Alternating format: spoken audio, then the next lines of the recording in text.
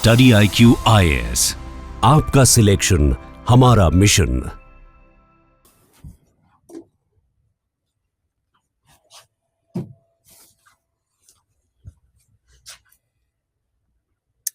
Good afternoon, everyone. Am I audible? सभी को मेरी आवाज, वीडियो सब कुछ क्लियर है या कोई इशू है? If there is any issue, you can tell me.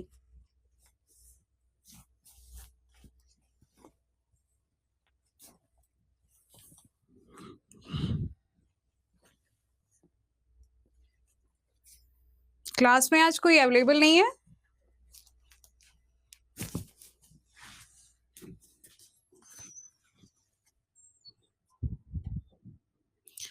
बताइए भाई, मेरी आवाज सब क्लियर है? Thank you Aishwarya. सो कैसी चल रही है आप सभी की तैयारियां? क्लियर? ओके।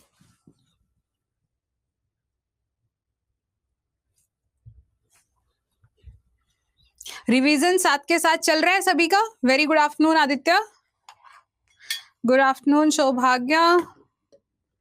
सो PYQs देखे अभी तक इन चैप्टर्स के, इकोलॉजी और एग्रोनॉमी के?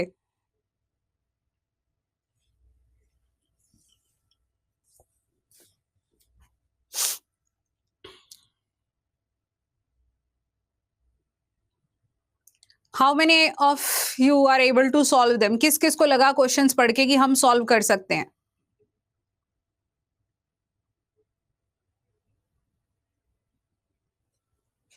कोई इशू फेस हो रहा है किसी को एग्रीकल्चर ऑप्शनल से रिगार्डिंग, तो आप मुझे बता सकते हो so that I can solve that issue.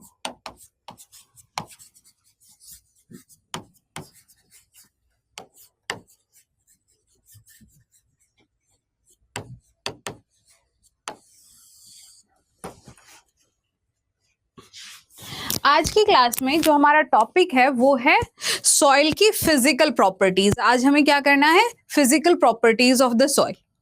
ठीक है, तो पर पहले ये क्लास शुरू करने से पहले मैं आप सभी से पूछना चाहूंगी, क्या सभी को जो हमने अभी तक पढ़ा है वो अच्छे से क्लियर है कि मेरी सॉइल क्या होती है, उसके अंदर कौन कौन से पार्टिकल्स हैं, सॉइल के टाइप क्या है, वो अभी तक सबको क्लियर हो गया है अच्छे से?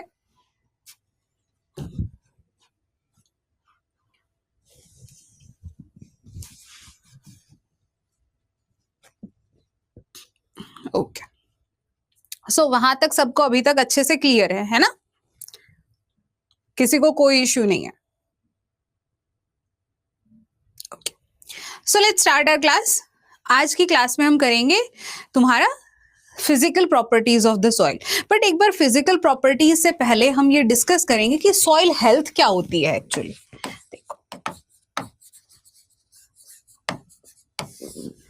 अब एक चीज देखिए यहाँ पे, देखो, एक सॉइल जो है या आपकी बॉडी लगा लो, एक ह्यूमन बॉडी है, उसके अंदर बहुत सारे फंक्शंस अंदर से चल रहे हैं, है ना? अंदर बहुत सारे मेटाबॉलिक प्रोसेस है, रेस्पिरेशन चल रहा है, आपका डाइजेशन चल रहा है। तो सिमिलरली मेरी जो सॉइल है उसके अंदर भी कॉन्टिन्यूअसली बहुत सारे प्रोसेस जो है वो ऑनगोइंग प्रोसेस है। ठीक है, कोई कहीं चल रहा है, कोई कुछ चल रहा है, कहीं पर बायोलॉजिकल प्रॉपर्टी है, कहीं पर कोई केमिकल रिएक्शंस हो रही है। और ये जो सॉइल हेल्थ है, ये अब मान लीजिए एक मेरे पास में कोई केमिकल रिएक्शन हो रही है, वो मेरी सॉइल को एसिडिक बना रही है। एक दूसरी केमिकल रिएक्शन होती है, वो मेरी सॉइल को बेसिक बना रही है। ये दोनों आपस में एक दूसरे को बैलेंस आउट कर लेते हैं, तो मेरी सॉइल की हेल्थ जो है प्रॉपर है, पीएच उसका सही है। बट ये थोड़ा सा भी डिसबैलेंस हुआ तो मेरी सॉइल का पीएच चेंज होगा, उसकी हेल्थ खराब होगी। और अगर सॉइल की हेल्थ खराब होगी तो मेरा जो प्लांट जिस मीडियम में ग्रो कर रहा है वो भी आपका खराब होगा, क्योंकि जब मेरा मीडियम ही स्ट्रांग नहीं होगा, so how can I grow plant there my plant, how can be my plant healthy? जैसे हम कहते हैं ना कि नींव ही जब तक मजबूत नहीं है तो प्लांट कैसे मजबूत होगा, या मेरी आगे की जनरेशन कैसे मजबूत होगी? तो वो नींव ही यहाँ पर खराब है ना? तो नींव ही खराब है तो घर खराब हो गया। सॉइल खराब तो प्लांट खराब, प्लांट की हेल्थ खराब। तो इसलिए मुझे सॉइल हेल्थ के बारे में पढ़ना बहुत जरूरी है। अब ये जो सॉइल हेल्थ है, इस सॉइल हेल्थ के अंदर आती है आपकी तीन चीजें। कोई भी चीज हो, अब आप हो, आपकी बॉडी का टेम्परेचर कैसा है, अपीयरेंस कैसा है। मान लीजिए आप फिजिकली, मैं कहूं कि you are healthy but physically you are not healthy. How कि आपकी बॉडी पर कहीं पर रैशेज हो गए, आपके फेस पे रैशेज दिख रहे हैं, तो रैशेज क्या दर्शा रहे हैं कि there is some infection on your skin. ठीक है, फिजिकली मान लीजिए आपका डाइजेशन प्रॉपर नहीं हो रहा है, बहुत ज्यादा एसिडिटी की प्रॉब्लम हो रही है, तो आपका इंटरनल मेटाबॉलिक प्रोसेस, जो आपकी बॉडी में केमिकल रिएक्शंस हो रही है, वो कहीं ना कहीं डिसरप्टेड है। सो आपकी हेल्थ खराब हो गई। अब मान लीजिए डाइजेशन के अंदर आपको कोई इश्यू हो गया कि आपके जो गुड माइक्रोफ्लोरा है आपकी बॉडी में, इंटेस्टाइन में, माउथ में, अब आपका माउथ का टेस्ट चेंज हो गया। कई बार ऐसा होता है ना, आप लोगों को, you all might have observe that, जब हम दवाइयां खाते हैं या हम बहुत ज्यादा बीमार हो जाते हैं, उस टाइम हमारे माउथ का जो टेस्ट होता है वो बहुत कड़वा टेस्ट आता है। ऑब्जर्व किया होगा ना, जब हम बीमार होते हैं या फीवर हो जाता है तो हमारे माउथ का जो टेस्ट है बिल्कुल कड़वा हो जाता है, कुछ भी खाने का मन नहीं करता। क्यों होता है ऐसा, कोई बता सकता है कि फीवर के टाइम हमारे जो माउथ का टेस्ट है क्यों कड़वा हो जाता है? देखो मैं बताती हूँ आपको। हमारी बॉडी में जब हमें फीवर होता है, fever is not a disease, fever कोई डिजीज नहीं है, वो हमारी बॉडी का एक इम्यून रिस्पॉन्स होता है। हमारी बॉडी की इम्यूनिटी होती है कि जो माइक्रो ऑर्गेनिज्म मेरी बॉडी में एंटर कर गया है उसको मैं किस तरीके से बाहर निकालूं। तो टेम्परेचर राइज होने से क्या होता है कि जो माइक्रो ऑर्गेनिज्म है उनकी डेथ हो जाती है। ठीक है, ये एक ऐसा रिस्पॉन्स है। तो जब हम बीमार होते हैं, कफ या कोल्ड भी होता है, तो भी आप छोटे से छोटा भी कुछ बीमार हो, आप देखो आपको फीवर हो जाएगा, वो हमारी बॉडी का इम्यून रिस्पॉन्स है। तो जब हमारा टेम्परेचर राइज होता है तो हमारे माउथ में क्या है, हमारे टंग में बहुत सारे टेस्ट बर्ड्स हैं और गुड माइक्रोफ्लोरा भी है। तो जो हमारे टेस्ट बर्ड्स है हाई टेम्परेचर पर वो डीनेचर हो जाते हैं, वो टेस्ट को परसेप्ट नहीं कर पाते कि मैं खट्टा खा रही हूँ, मीठा खा रही हूँ, मैं क्या खा रही हूँ। इसलिए सब कुछ मुझे कड़वा लगने लगता है। कड़वा क्या, टेस्टलेस लगने लगता है, वो कुछ टेस्ट ही नहीं होता। और साथ के साथ मेरी जो माउथ के गुड माइक्रो ऑर्गेनिज्म है उनकी भी डेथ हो जाती है एट द हाई टेम्परेचर, जिसकी वजह से टेस्ट खराब हो जाता है। अब आप लोगों को पता होगा बहुत बार डॉक्टर हमें रिकमेंड करता है एंटीबायोटिक्स। जब हम एंटीबायोटिक खाते हैं उस टाइम भी मेरी बॉडी के अंदर जितने भी गुड माइक्रोफ्लोराज हैं उन सभी की डेथ हो जाती है। इसलिए डॉक्टर रिकमेंड करता है कि एंटीबायोटिक्स के बाद जब आप ठीक हो जाए तो you should start eating curd. आप कर्ड खाइए क्योंकि कर्ड में गुड माइक्रोफ्लोरा है ना।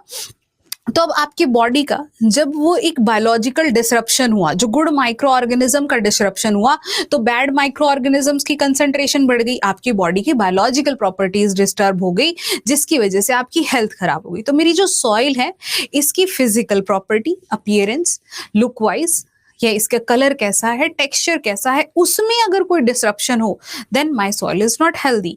अब मान लीजिए आपके पास में आपकी मेटाबॉलिक प्रोसेस, जो सॉइल की मेरी केमिकल प्रॉपर्टीज है उसमें कुछ डिसरप्शन हुआ, my soil is not healthy.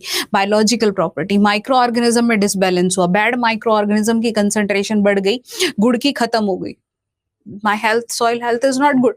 So soil health क्या डिपिक्ट करता है, आपका सॉइल की फिजिकल प्रॉपर्टी प्लस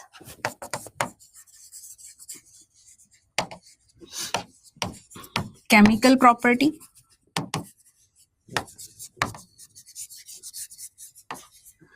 सॉइल की।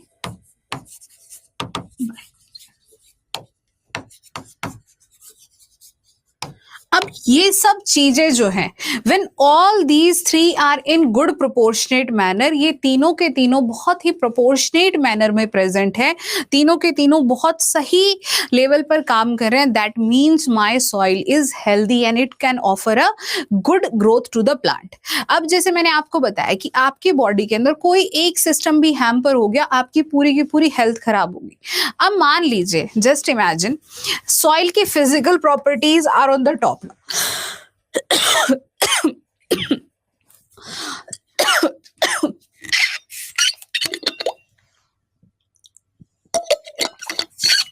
अब जो आपके सॉइल की फिजिकल प्रॉपर्टीज है they are on the top notch, बिल्कुल ठीक है।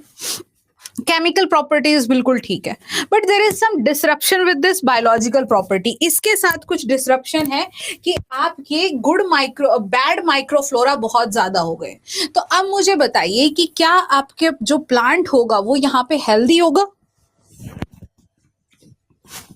क्या यहाँ पे जो प्लांट होगा वो हेल्दी होगा? नहीं होगा, क्योंकि एक के बीच में भी अगर मेरा डिसबैलेंस हुआ तो मेरे प्लांट की हेल्थ खराब हो जाएगी। अब मेरी फिजिकल प्रॉपर्टी बिल्कुल ठीक है, बायोलॉजिकल बिल्कुल ठीक है, बट पीएच मेरा एसिडिक हो गया।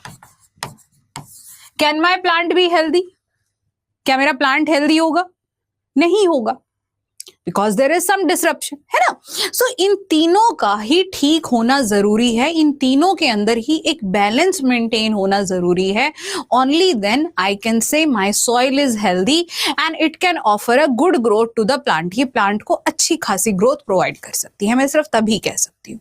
Got it? Got my point? ठीक है, अब देखो, अब मुझे एक बात ये बताइए, आप सभी को मैंने एक चीज समझाई थी क्या? Soil fertility and soil productivity, difference between soil fertility and soil productivity. Did we have discussed it earlier और नॉट? चलो, ये फर्टिलिटी प्रोडक्टिविटी मैं थोड़ा सा ब्रीफ में बता देती हूँ, but we will discuss it in the mineral nutrition में, हम डिस्कस करेंगे इसको, ये वहीं का पार्ट है। तो देखो, आप एक चीज है, शायद मैंने आपको एक क्लास में थोड़ा सा ब्रीफ में बताया था, सॉइल फर्टिलिटी और soil productivity. My all soil are fertile but my all soil are not productive. Got my point? समझ में आया? जितनी भी मेरी सारी की सारी जितनी भी मेरी सॉइल है, all the productive soils are fertile in nature. Sorry, मैंने एक स्टेटमेंट गलत बोल दिया। All the productive soils are fertile in nature but all fertile soils are not productive in nature. Understood? किस किस को ये लाइन समझ में आई? अब देखो, ये कहना चाह रहा है कि मेरे पास जितनी भी सॉइल्स हैं, जस्ट वेट अ सेकेंड, हाँ देखो, जो सॉइल फर्टिलिटी है इट्स योर क्वालिटेटिव टर्म, और सॉइल प्रोडक्टिविटी है it's a quantitative term. Quality, fertility जो है वो सॉइल की क्वालिटी डिपिक्ट कर रही है, क्वालिटी बता रही है। जो आपकी सॉइल प्रोडक्टिविटी है वो आपका इकोनॉमिक टर्म भी नहीं, वो आपका क्वांटिटेटिव टर्म है कि मुझे वहां से कितनी क्वांटिटी मिल रही है। ये दोनों ही बहुत डिफरेंट है, पर जितनी भी मेरी फर्टाइल सॉइल, जितनी भी मेरी प्रोडक्टिव सॉइल है वो सभी की सभी फर्टाइल है, मतलब वो अच्छा खासा न्यूट्रिशन दे रही है मेरी क्रॉप को, जिसकी वजह से मुझे प्रोडक्टिविटी अच्छी मिल रही है। बट सारी की सारी फर्टाइल सॉइल प्रोडक्टिव नहीं होती है। क्यों नहीं होती? ये थोड़ा सुनने में थोड़ा अजीब लगता है। अब देखो, मान लीजिए आपकी सॉइल फर्टाइल है, बहुत बढ़िया सॉइल है, आपने वहां क्रॉप भी ग्रो कर दी, पर मान लीजिए क्रॉप के अंदर पेस्ट अटैक हो गया, पेस्ट ने अटैक कर दिया, सारी क्रॉप को खराब कर दिया, तो क्या कोई वो फर्टाइल सॉइल से आपको अच्छी प्रोडक्टिविटी मिली? नहीं मिली। एग्रीकल्चर में एट द लास्ट मुझे क्वांटिटी ही तो देखनी है ना, कि मेरा प्रोडक्शन कितना हुआ है, कितना मैं मार्केट में सेल करके प्रोडक्ट को ले सकती हूँ, मेरे पास कितना इनकम रिटर्न आएगा। So, जब मुझे वही चीज नहीं मिल रही है तो हाउ कैन आई से कि भाई मेरी प्रोडक्ट फर्टाइल सॉइल प्रोडक्टिव है नेचर में? दैट इज नॉट प्रोडक्टिव, वो है ही नहीं प्रोडक्टिव। अब मान लीजिए वाटर स्टेग्नेशन हो गया, बारिश बहुत ज्यादा हो गई, वाटर आपकी फील्ड के अंदर खड़ा हुआ है बहुत ज्यादा, सारी की सारी रूट ग्रोथ खराब हो गई, सॉइल फर्टाइल है but due to hamperance with the rainfall crop खराब हो गई, ड्रॉट पड़ गया मान लीजिए। ठीक है, तो ये स्टेटमेंट हमेशा ध्यान रखनी है, बिकॉज लॉट ऑफ टाइम इस स्टेटमेंट से डायरेक्ट क्वेश्चंस आपके आए हुए। अंडरस्टूड? से डायरेक्ट क्वेश्चंस पूछे हुए हैं कि आपकी जो फर्टाइल सॉइल है वो productive, all the productive soils are fertile in nature but not all fertiles are productive. Reverse इसका सही नहीं है। ठीक है, तो ये है। अब बात करते हैं हम सॉइल फिजिकल प्रॉपर्टी की। नेक्स्ट में हम पढ़ेंगे soil chemical property, then your soil biological property. तो सबसे पहले हम देखते हैं आपका सॉइल की जो हमारी फिजिकल प्रॉपर्टी है। अब जो कोई बता सकता है मुझे सॉइल के फिजिकल प्रॉपर्टीज में क्या क्या पढ़ना है हमें?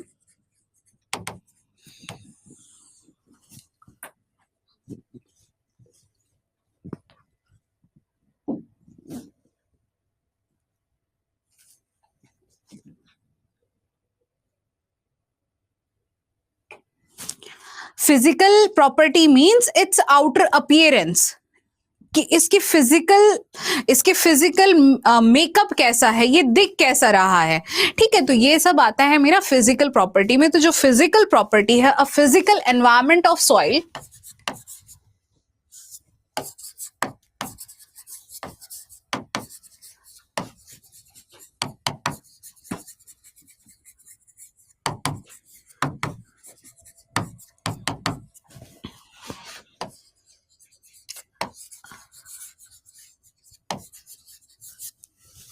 आप सभी के सभी बुक से कवर कर रहे हैं, ये जो हम क्लास में डिस्कस कर रहे हैं, आप उसको बुक से रिवाइज कर रहे हो? हाँ, प्लीज ना बुक से रोज के रोज पढ़ना, because there are lot of thing जो मैं आपको समझा रही हूँ, वहां पे उसके बहुत सारे टर्म्स एंड कंडीशंस है, और जो समझ में ना आए बुक से उसको मार्क कर लिया करो। देखो एक चीज बताती हूँ, आप बुक से रोज पढ़ रहे हो, बहुत बार ऐसा होगा कि आपको चीजें नहीं समझ में आएगी। जो बुक में ना समझ में आए उसको हाईलाइटर से मार्क कर देना, या उसको मार्क करके फोटो क्लिक करके उसकी मुझे ग्रुप में टैग कर दिया करो कि मैम ये समझ में नहीं आया। अगर वो वहां पर मैं आपकी क्वेरी सॉल्व कर पाई, ठीक है, ग्रुप के अंदर मैं कर पाई, तो मैं ग्रुप में ही आपको समझा दूंगी कि ये ऐसे होता है। अगर नहीं कर पाई तो next day in the class we will discuss that, ठीक है। बट एंगेज्ड हो जाओ बच्चों, आप लोग ना, आपका ही एग्जाम है, अगर आप ही अच्छा नहीं स्कोर करोगे, आप अच्छे से नहीं करोगे, तो फिर कैसे काम चलेगा। और जो न्यू स्टूडेंट्स भी हैं, ये सभी के लिए है कि आप टेलीग्राम चैनल प्लीज ज्वाइन कर लो। आपके ग्रुप के अंदर जो कोर्स का शेड्यूल जहां दिया हुआ है, टाइम टेबल वीकली जो होगा, वहां पर लिंक अवेलेबल होगा। उस लिंक के थ्रू जो भी स्टूडेंट रिकॉर्डेड लेक्चर देख रहे हैं, प्लीज वो टेलीग्राम चैनल ज्वाइन कर लो। और जो मैंने बुक बताई थी, I request everyone to purchase that book, ठीक है, वो परचेज कर लीजिए आप book, okay.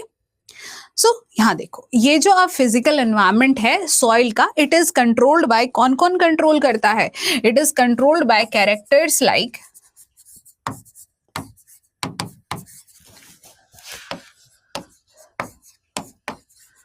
soil texture,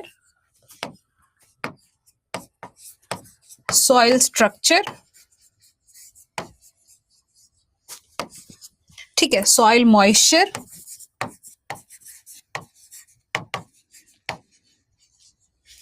soil texture हो गया, स्ट्रक्चर हो गया, मॉइस्चर हो गया आपका, फिर हो गया soil aeration,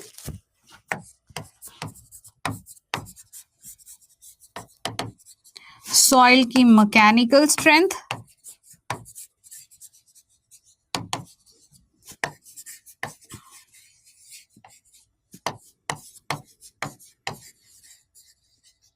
soil colour and soil temperature. These are the chemical property. एक बार थोड़ा सा ब्रीफ में यहां बता देती हूं कि ये होता क्या है, फिर उसके बाद वन बाय वन हम डिस्कस करेंगे। ये जो मेरी 3 प्रॉपर्टीज हैं ये सॉइल की, these are the most important, ये तीनों सबसे ज्यादा इंपॉर्टेंट है। अब सॉइल टेक्सचर क्या कहता है? सॉइल टेक्सचर कहता है कि मेरी सॉइल में किस प्रोपोर्शन में सैंड, सिल्ट और क्ले प्रेजेंट है। अब जिस प्रोपोर्शन में ये सैंड, सिल्ट और क्ले प्रेजेंट होंगे, वो ही डिसाइड करेगा कि मेरे सॉइल की फर्दर प्रॉपर्टीज कैसी हैं। This is the starting step, ये स्टार्टिंग स्टेप है मेरा सॉइल बनने का। अगर यही नहीं होता तो these are not will be there, ये सब वहां होते ही नहीं। अब मान लीजिए आपके सॉइल का जो टेक्सचर है उसमें क्ले की कंसंट्रेशन बहुत ज्यादा है, और during the dry condition clay जो है वो बहुत हार्ड हो जाती है। तो अब मुझे ये बताओ, उसमें क्ले की कंसंट्रेशन ज्यादा है ड्यूरिंग द ड्राइनेस, तो उसकी मैकेनिकल स्ट्रेंथ कैसी होगी? ज्यादा होगी या कम होगी? ज्यादा होगी, है ना। अब सैंडी सॉइल ज्यादा है, वाटर उसमें रुक ही नहीं रहा है, you have poured the water, सारा का सारा पानी नीचे ड्रेन हो गया, this will decide the soil moisture. So ये सबसे स्टार्टिंग प्रॉपर्टी है, सबसे इंपॉर्टेंट प्रॉपर्टी है। After comes your soil structure, then moisture, aeration, हवा कितनी है, मैकेनिकल स्ट्रेंथ की, उसकी मैकेनिकल स्ट्रेंथ कितनी है, आपको कितना उसमें इनपुट डालना पड़ रहा है, कितना आपको आप मूव करते हैं, ठीक है। तो एक जहां फ्लोर आपको क्या करता है, एक रेजिस्टेंस फोर्स लगता है जिसे हम कहते हैं frictional force. It will try to reduce your walk, reduce your speed, आपकी वो स्पीड को रोकने की कोशिश करता है। सिमिलरली अब आप सॉइल को कल्टीवेट कर रहे हो, जितनी ज्यादा मैकेनिकल स्ट्रेंथ होगी उतना ही डिफिकल्ट होगा सॉइल को कल्टीवेट करना। अंडरस्टूड? तो वैसे ही आपका मैकेनिकल स्ट्रेंथ है, फिर मुझे उतना ही हाई पावर की मशीनरी चाहिएगी। Then soil colour and temperature, जो सॉइल का कलर है, अब एक तो ये कलर जो है वो डिसाइड करेगा आपका कि भाई मेरी सॉइल के अंदर कंपोजिशंस क्या है, क्या क्या चीज है। अगर डार्क कलर है तो आई विल से कि ऑर्गेनिक मैटर ज्यादा है, आपका येलोइश कलर है, ग्रेइश कलर है, देन आई विल से कि इसके अंदर आपका बहुत ज्यादा सैंडी कंटेंट है। अब ये तो हो गई बात। अब देखो जैसे सॉइल का कलर है, डार्कर कलर होगा, darker colour tend to attract more energy, वो ज्यादा एनर्जी को कैप्चर करेगा। टेम्परेचर रेज होगा, टेम्परेचर रेज होगा तो क्या होगा, सीडलिंग को इंपैक्ट पहुंचेगा। मेरी सीडलिंग्स जो है, जर्मिनेटिंग सीडलिंग, उनकी हेल्थ खराब होगी। हेल्थ क्या खराब होगी, उनकी डेथ हो जाएगी बहुत ज्यादा अगर टेम्परेचर राइज हो जाए। ठीक है, तो these all things decide the complete environment of your soil. So soil texture, structure, moisture, aeration, mechanical strength, colour and temperature. We will start one by one with the color, soil texture.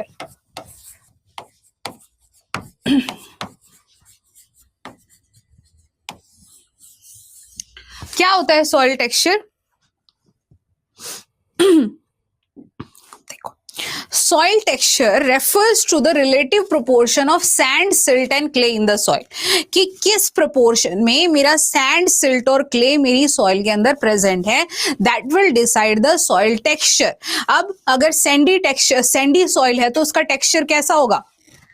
sandy soil है तो उसका texture कैसा होगा?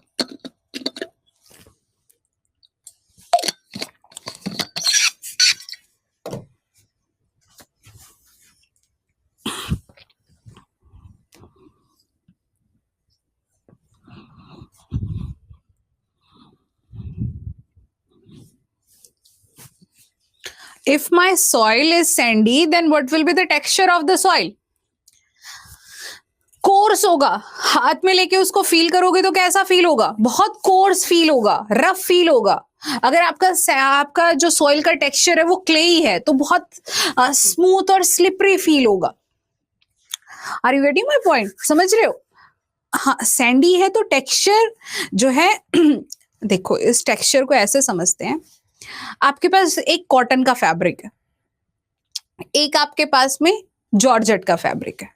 Georgette के fabric के अंदर cotton की concentration कम है, तो जॉर्जेट का जो फैब्रिक है जब आप उसको हाथ में लेके फील करोगे, because of the chemical composition of that, आपको वो बहुत कोर्स फील होगा, रफ फील होगा।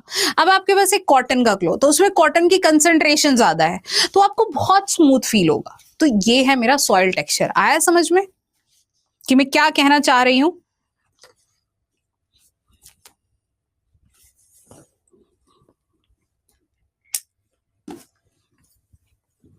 अब तो सॉइल का जो टेक्सचर है वो क्या है? It's a relative proportion of sand, silt and clay in the soil, कि मेरी सॉइल में कितना ज्यादा मेरे पास में क्या प्रेजेंट है? सैंड, सिल्ट और क्ले। अब इसमें से मुझे ये बताओ सबसे लार्जेस्ट पार्टिकल किस चीज का है तीनों में से?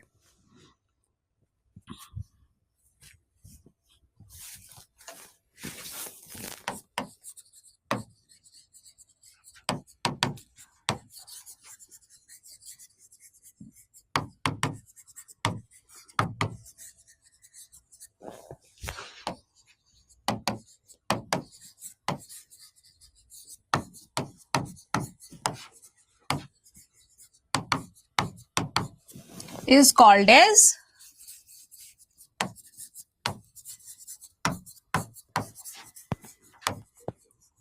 Soil texture. इसे हम क्या कहेंगे? हाँ, सैंड का सबसे ज्यादा लार्जेस्ट पार्ट। अब इसे हम क्या कहेंगे? सॉइल टेक्सचर कहेंगे। किसका? किसकी presence? Sand, silt and clay. अब मेरे पास मान लीजिए ये 3 बीकर है,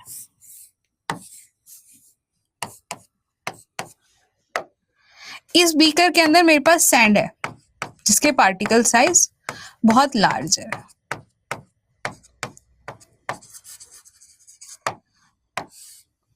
इसके अंदर आपका सिल्ट है,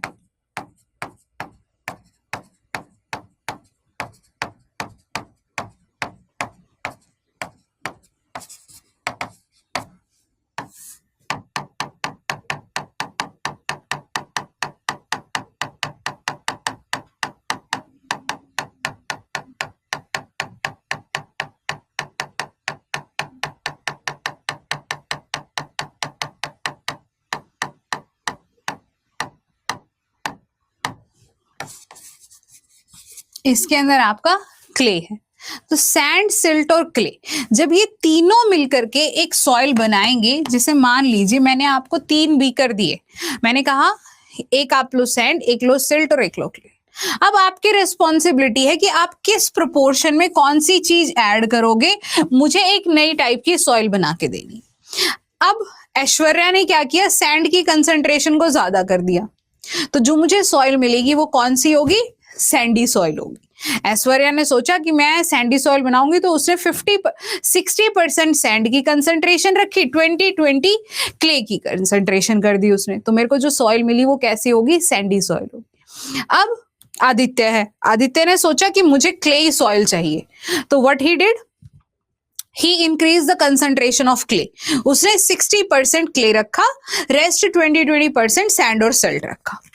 ठीक है, तो क्या हो गया मेरा, वो क्ले सॉइल हो गया। अब हिमानी ने इंटेलिजेंटली काम किया, उसने तीनों का इक्वल प्रोपोर्शन ले लिया, एक ऐसे प्रोपोर्शनेट मैनर में तीनों चीजें सेलेक्ट की कि वो आपका किसी को भी डिसबैलेंस नहीं कर रहा है। अगर सैंड है तो वो क्ले को आपका बैलेंस कर दे रहा है, ऐसा देखो, जो ये आपका हम कहते हैं ना प्रोपोर्शन डजंट मीन, आपका इक्वल प्रोपोर्शन डजंट मीन कि आपने सेम कंसंट्रेशन में ली है। अब लोमी सॉइल है, लोमी सॉइल का ये मतलब नहीं है कि आपने 33%, 33 नहीं होगा, 3 का कितना होगा, 100% करेंगे तो, ठीक है, तो आपने जो भी लिया उसको एक इक्वल कंसंट्रेशन में डिवाइड कर दिया। दैट डजंट मीन, यहाँ पे उसका ये मतलब नहीं है। यहाँ पे क्या होगा कि आपने तीनों पार्टिकल्स को एक इस तरीके से सिलेक्ट किया है, इस तरीके से सिलेक्ट किया है कि वो एक दूसरे की प्रॉपर्टी को बैलेंस आउट कर रहे हैं। ठीक है, तो वो हो गई मेरी लोमी सॉइल। अगर सिल्ट की कंसंट्रेशन ज्यादा होगी तो लोमी सॉइल, मतलब सिल्ट, सैंड, क्ले तीनों एक दूसरे को बैलेंस आउट करेंगे तो मेरी लोमी सॉइल हो जाएगी। ठीक है, तो ये हो गया आपका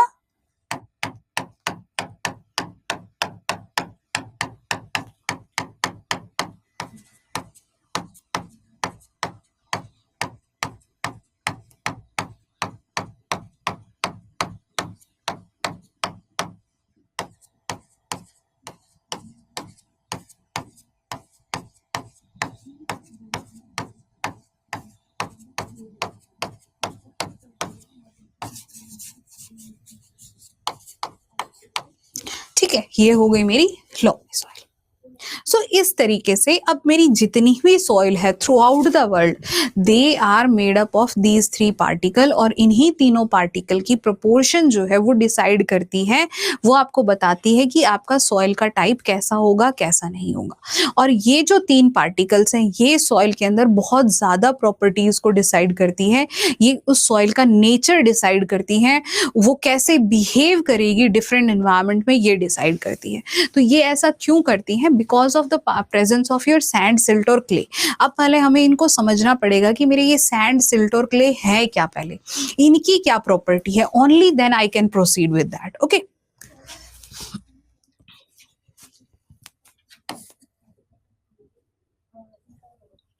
सो मेरी सॉइल के अंदर 3 पार्टिकल प्रेजेंट है, सैंड,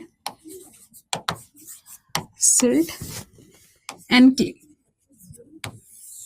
अगर मैं सबसे पहले बात करूं इनके पार्टिकल साइज की, तो जो मेरा सैंड है इसकी जो डायमीटर है, चलो पहले 1 बाय 1 टेबल में लास्ट में बताती हूँ मैं आपको, 1 बाय 1 ऐसे डिस्कस।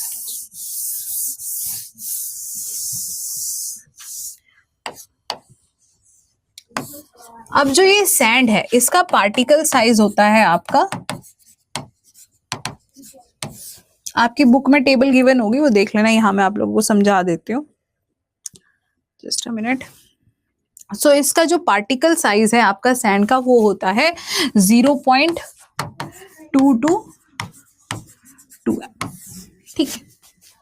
जो 2 mm तक है वो आपकी कोर्स सैंड होगी, 0.2 mm तक जो होगी वो होगी आपकी फाइन सैंड होगी। तो इसका पार्टिकल साइज जो है इतना है, जिसको फर्दर क्लासिफाई किया है on the basis of the sand, coarse sand और फाइन सैंड।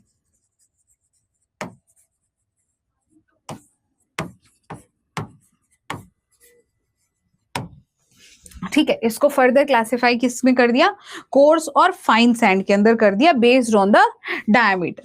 ठीक है, अब जो ये आपका है,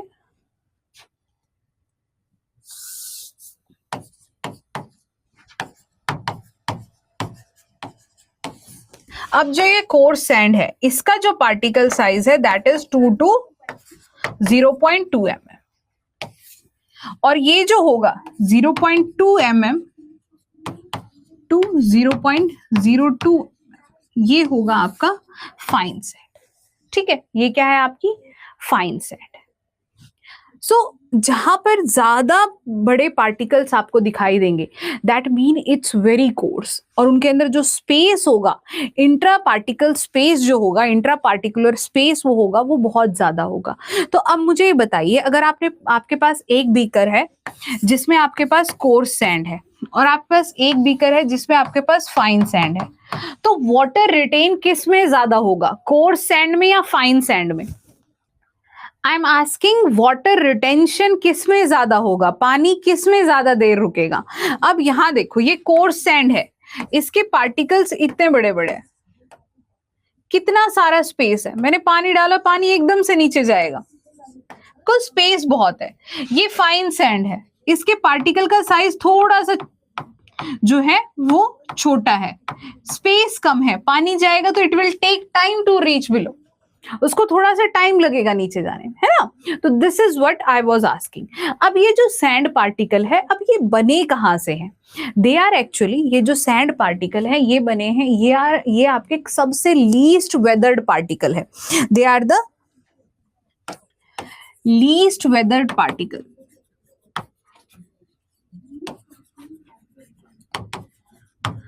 Which are the smallest fragment of rock?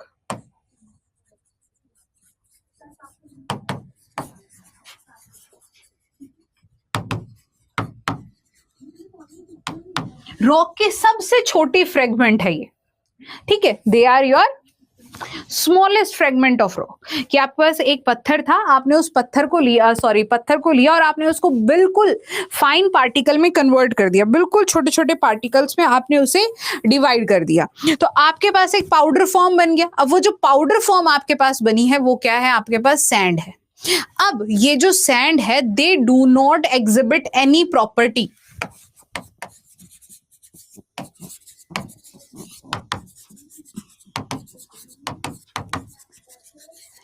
any property on its own, like stickiness, cohesion, ठीक है, moisture, water retention,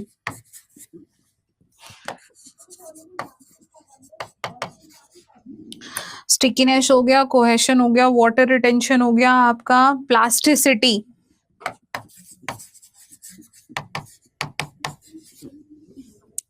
ठीक है, और आपका लाइक न्यूट्रिएंट रिटेंशन एक्सेट्रा।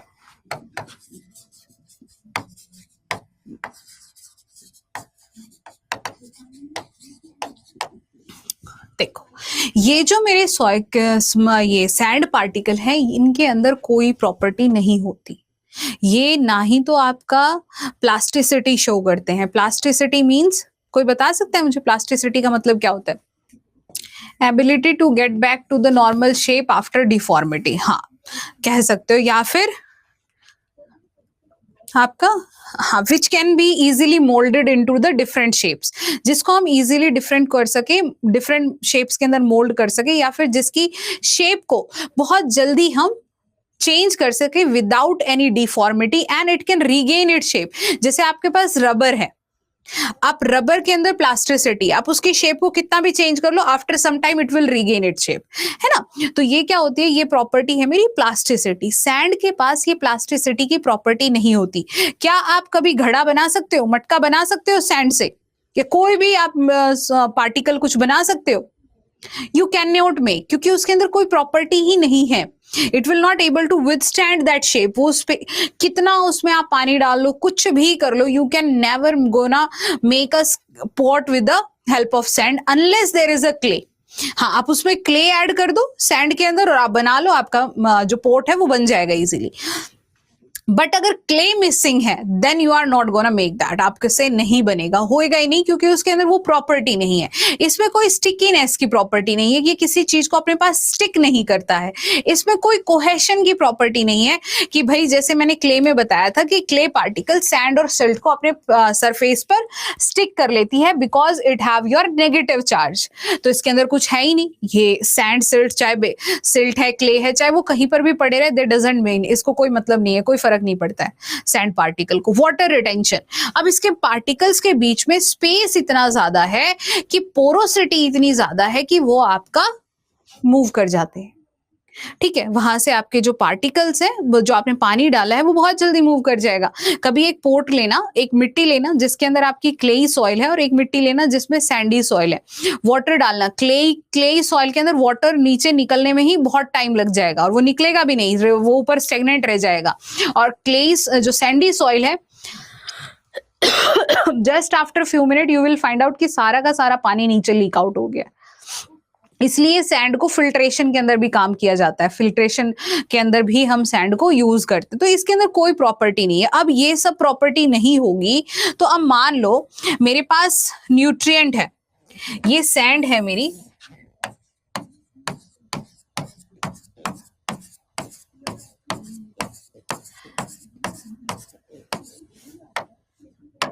जो वाटर है वो बहुत जल्दी इसमें से, यहां से, इनके स्पेस में से, पार्टिकल्स के स्पेस में से नीचे की तरफ बहुत इजीली मूव कर जाएगा, है ना, बहुत जल्दी मूव कर जाएगा, स्पेस बहुत ज्यादा है। अब यहां पर मान लो नाइट्रोजन प्रेजेंट है, फास्फोरस है, पोटेशियम है, ठीक है, कैल्शियम है। अब मुझे एक बात बताओ, will this sand able to hold these particle? क्या वो इन पार्टिकल्स को होल्ड कर पाएगी? Will this sandy soil able to hold the soil particle, this nutrient particle? नहीं कर पाएगी, जैसे बिकॉज स्पेस बहुत ज्यादा है। इसके अंदर जो मैक्रोपोर्स है are large,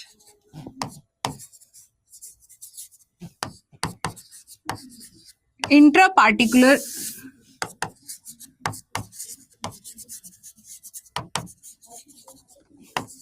space is very large, ठीक है, काफी ज्यादा स्पेस है।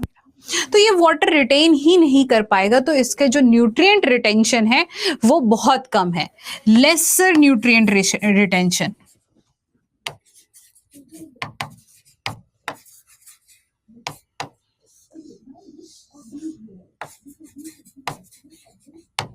अब मुझे एक बात बताओ, अब इसके अंदर न्यूट्रिएंट रिटेंशन आपकी है ही नहीं, ठीक है, will this soil be fertile और नॉट? क्या ये सॉइल आपकी फर्टाइल होगी या नहीं होगी? ओनली द सैंड पार्टिकल, सिर्फ सैंड पार्टिकल है वहां, they will not offer any fertility, ठीक है, ये कोई फर्टिलिटी ऑफर नहीं करेगा, लीस्ट फर्टाइल होगे अगर 100% सैंड की कंसंट्रेशन है वहां पे, ठीक है, तो does not offer any nutrient to the growing plant.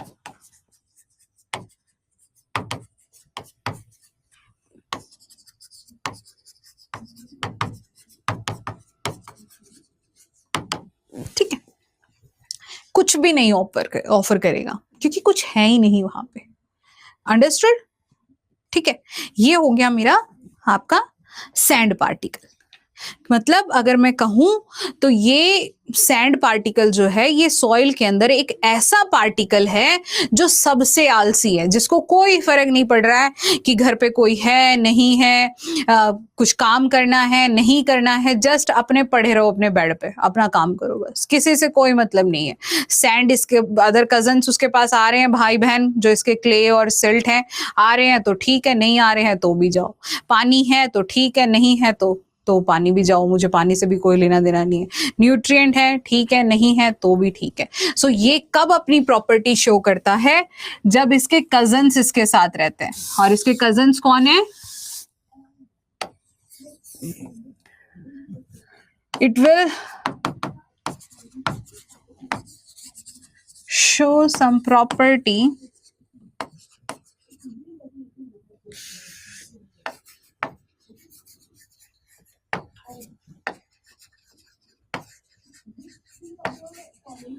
when coated with silt and clay. जब तक आप इस पे सिल्ट और क्ले नहीं ऐड करोगे तब तक ये कोई भी प्रॉपर्टी आपको शो नहीं करेगा. अंडरस्टूड? ठीक है, तो ये हो गया हमारा सैंड पार्टिकल. अब बात करते हैं हम सेकंड आपका सिल्ट पार्टिकल. ये जो सिल्ट है ना, ये ऐसा पार्टिकल है कि आपका कि ठीक है चलो, वो जो मिडल बच्चा होता है ना, घर में 3 बच्चे होते हैं, उसमें से एक बच्चा होता है मिडल वाला. ठीक है, कभी काम करने की जरूरत पड़ी तो मैं कर देता हूं, नहीं तो मेरे को कोई मतलब नहीं है. तो ये वो है, सिल्ट एक ऐसा पार्टिकल है. तो जो सिल्ट का जो पार्टिकल साइज है, इट इज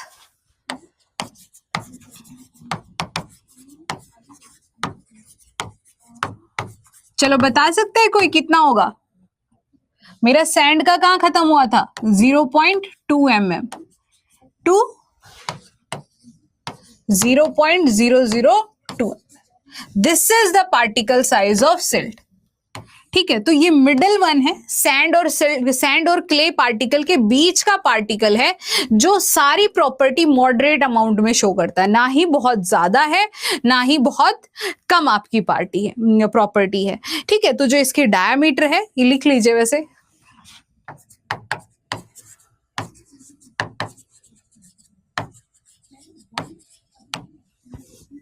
ठीक है, तो ये हो गया आपका सिल्ट पार्टिकल. अब ये जो सिल्ट है ये क्या करता है? अब सिल्ट जो है वो कभी भी अकेला नहीं रह सकता. इसके साथ हमेशा क्ले की एक कोटिंग मिलेगी. मतलब क्ले नेगेटिव चार्ज होने की वजह से ये हमेशा इसके ऊपर एक क्ले की छोटी सी कोटिंग रहती है, थोड़ी सी, जिसकी वजह से आपका ये प्रॉपर्टी शो करता है like cohesion, plasticity, water retention और nutrient retention because of the presence of clay particle. मतलब एक होता है ना कि ये हमेशा क्ले के साथ थोड़ी सी दोस्ती बना के रखता है, क्ले से चिपका हुआ रहता है, जिसकी वजह से इसकी प्रॉपर्टी जो है वो डिसाइड होती है. ये कुछ तो प्रॉपर्टी एग्जिबिट करता है. ओके, सैंड कब करेगा? सैंड चिपकता नहीं है. सैंड के अंदर जब आपका सिल्ट और क्ले प्रेजेंट होता है, उसके बाद थोड़ी सी वो प्रॉपर्टी आपका क्ले भी, जब वो लाइक वाटर आपने दिया, उसमें क्ले प्रेजेंट है तो क्ले वाटर होल्ड कर लेगी, वहां से वो प्रॉपर्टी आ जाती है. अनलेस बिल्कुल भी नहीं. बट सिल्ट में क्या है? हमेशा एक छोटी सी लेयर प्रेजेंट होती है क्ले की. ये हमेशा क्ले के साथ अवेलेबल होता है, जिसकी वजह से आपकी प्रॉपर्टीज कुछ ना कुछ शो हो जाती है. ठीक है,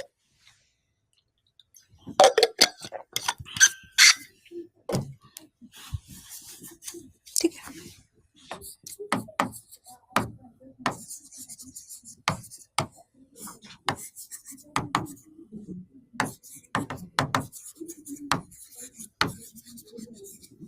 Thin film of clay on its surface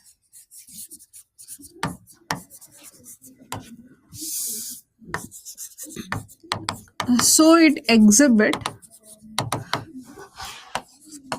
cohesion क्या होता है? कोहेशन और एडहेशन मैंने समझाया हुआ है ना आप लोगों को. So it exhibits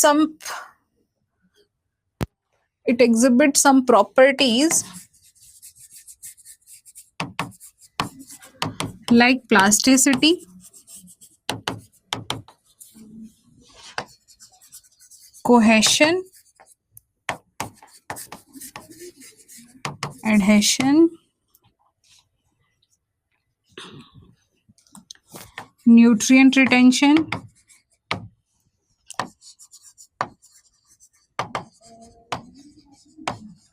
water retention etcetera. ठीक है, ये कुछ प्रॉपर्टी तब शो करेगा. अच्छा चलो मुझे बताओ आप लोग, कोहेशन और एडहेशन क्या होता है और किस किस को नहीं पता? Raise your hands.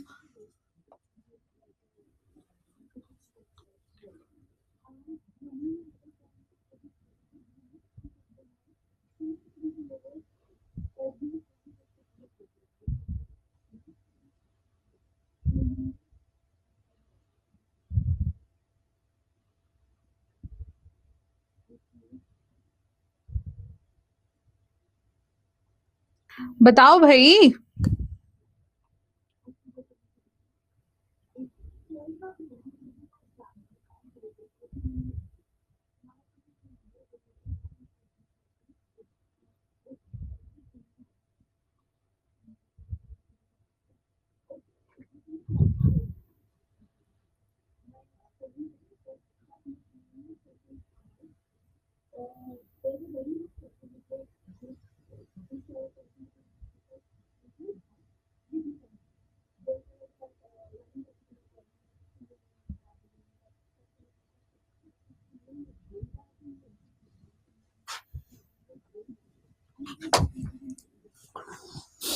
Cohesion hold molecular. हाँ, ये मैंने आप लोगों को समझाया हुआ है। तो कोहेशन क्या है? जो सिमिलर पार्टिकल्स को होल्ड करता है, और एडहेशन क्या है? जो डिफरेंट पार्टिकल्स को होल्ड करेगा, है ना। तो ये आप सभी को पता है, इसको एक्सप्लेन करने की मुझे जरूरत नहीं है ज्यादा। हाँ, एडहेशन डिफरेंट मॉलिक्यूल को करेगा। Got it. ठीक है, you all are very intelligent, बहुत इंटेलिजेंट बच्चे आप लोग। ठीक है, तो ये हो गया। अब एक चीज देखते हैं, ये जो आपका सिल्ट पार्टिकल है, it hold more water than sand, but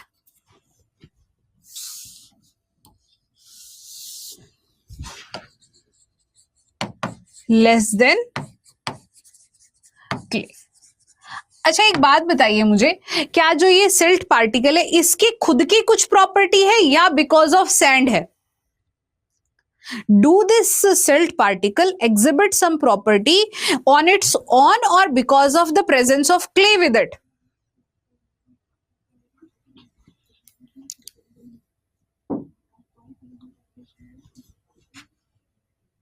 अब एक चीज और, यहां पे ये एक स्टार मार्क करके लिख लो। Sand and silt are cubical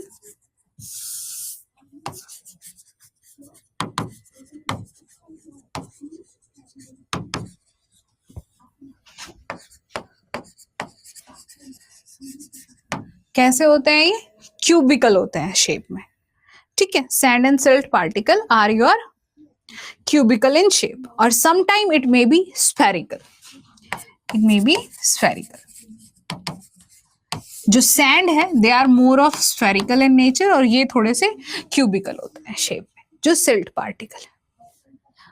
not may be because of clay particle, because of clay. तभी मैंने यहाँ पे ये पॉइंट लिखा है ना Saubhagya, it had a thin film of clay on its surface, so it exhibit some properties like plasticity. हाँ, water retention हो, चाहे आपका कोई भी प्रॉपर्टी हो, न्यूट्रिएंट रिटेंशन हो, वाटर रिटेंशन हो, इसके अंदर ये सारी प्रॉपर्टी तभी आती है because of the presence of clay particle.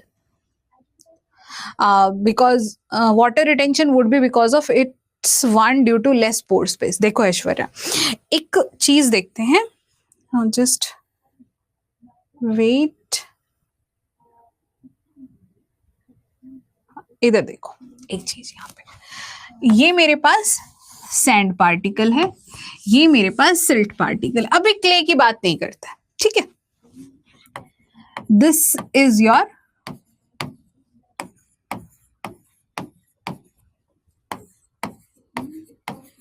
Sand, ये क्ले भी चलो ले लेता है।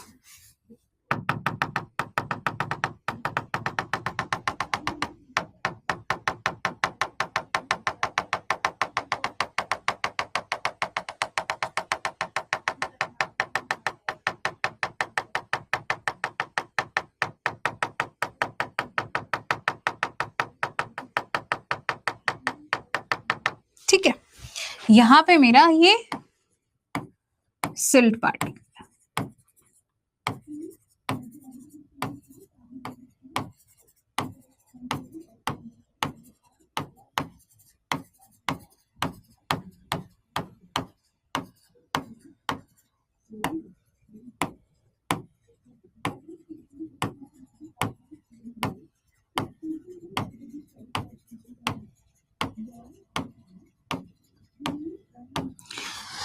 अब इधर देखो, इसके बीच का जो इंट्रा पार्टिकुलर स्पेस है वो बहुत ज्यादा है। Look this is the intraparticular space between it.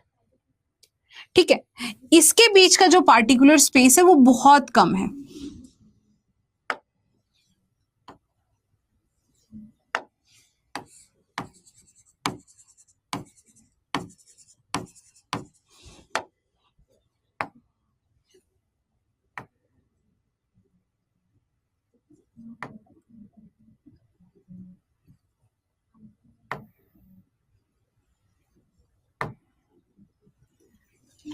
Okay, and here is a clay.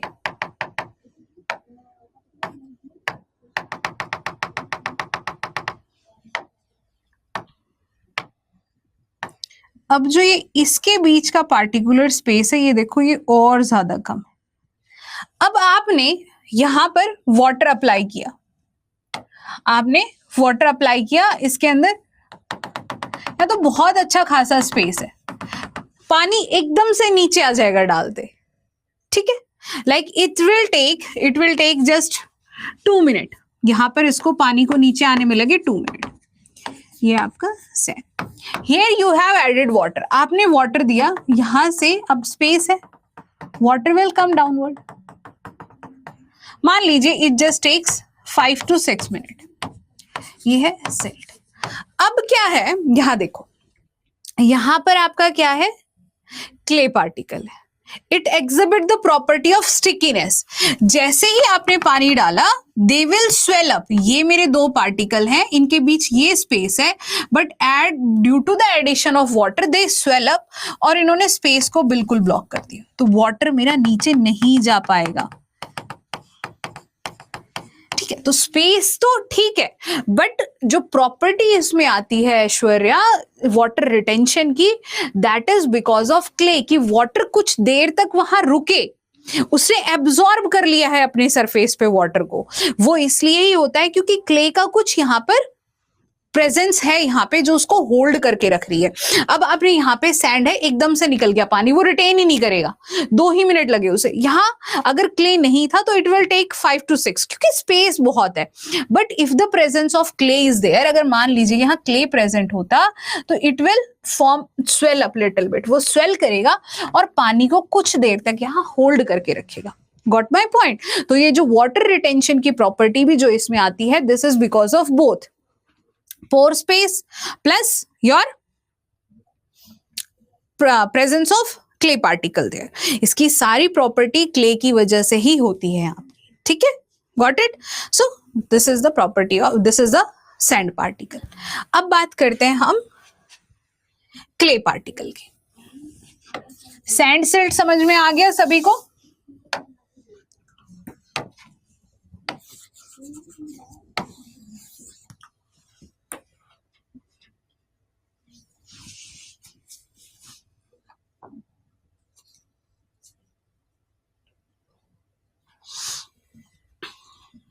Aishwarya हो गया ना?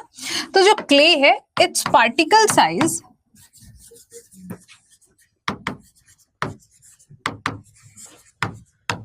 Is less than 0.02 mm। इससे छोटे अगर कोई भी पार्टिकल है, they will all come under your clay particle. वो सभी के सभी किसके अंडर आ जाएंगे? आपके क्ले पार्टिकल के अंदर।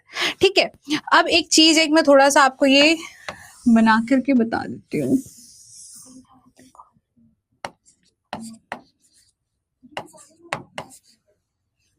ये mm में है सारा। अब 0.2 0.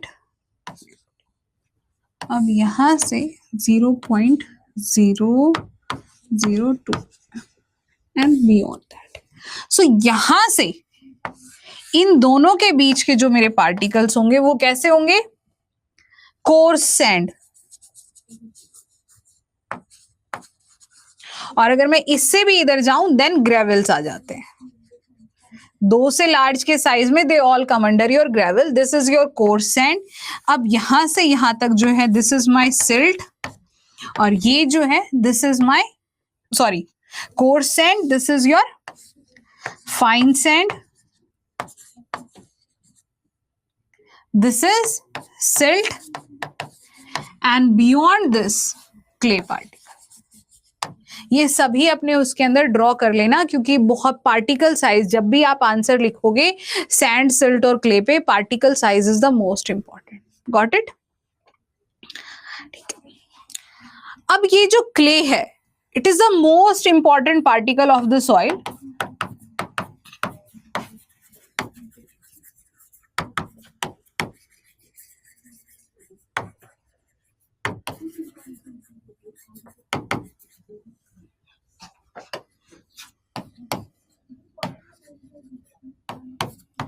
Because it exhibit all the properties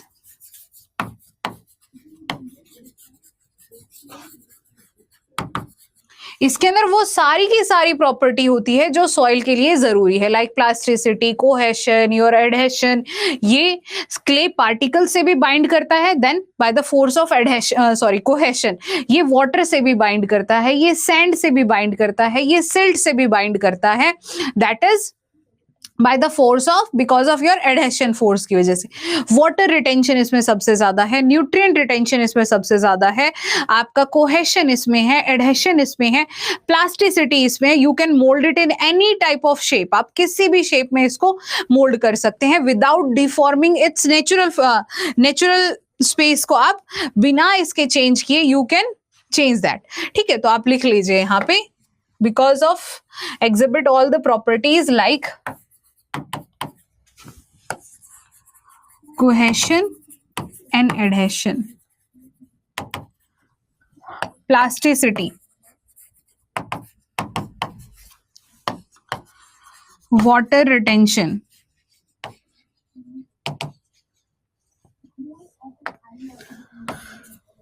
nutrient retention,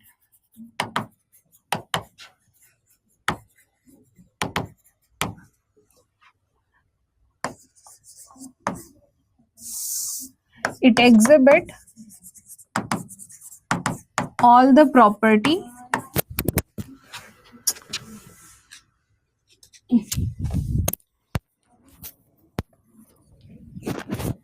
it exhibit all the properties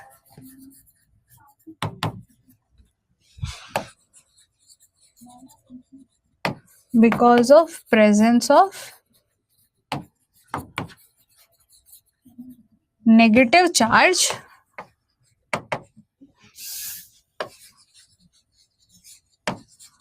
on its surface. इसके सरफेस पे जो नेगेटिव चार्ज प्रेजेंट होता है उसकी वजह से ही इसके अंदर ये सारी की सारी प्रॉपर्टी आपकी आती है. तो अब मुझे बताइए, यहां तक सबको समझ में आ गया? ठीक है, इसके अंदर आपका फ्लॉक्यूलेशन एंड डीफ्लॉक्यूलेशन की प्रॉपर्टी भी होती है. It have a property of flocculation and deflocculation as well. कोई बता सकते हैं फ्लॉक्यूलेशन और डीफ्लॉक्यूलेशन क्या होता है?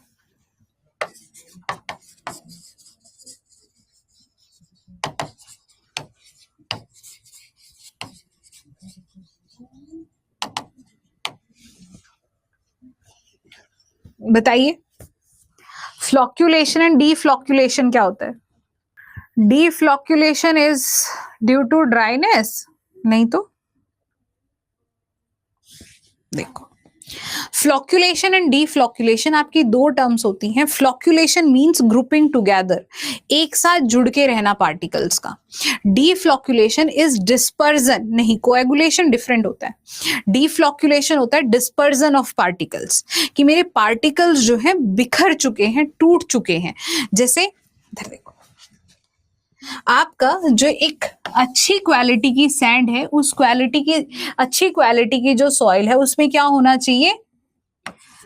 Sand plus silt plus clay, all present in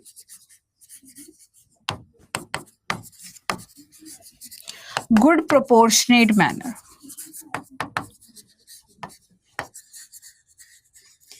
अब एक अच्छी सॉइल है, उसके अंदर फ्लॉक्यूलेशन होगा। जैसे ये मेरी सॉइल है, तो this is your clay particle, यहाँ पर सैंड भी होगा, आपका सिल्ट भी होगा, ठीक है। तो all will be group together, इस तरीके से वो क्या होंगे, ग्रुप्ड होंगे।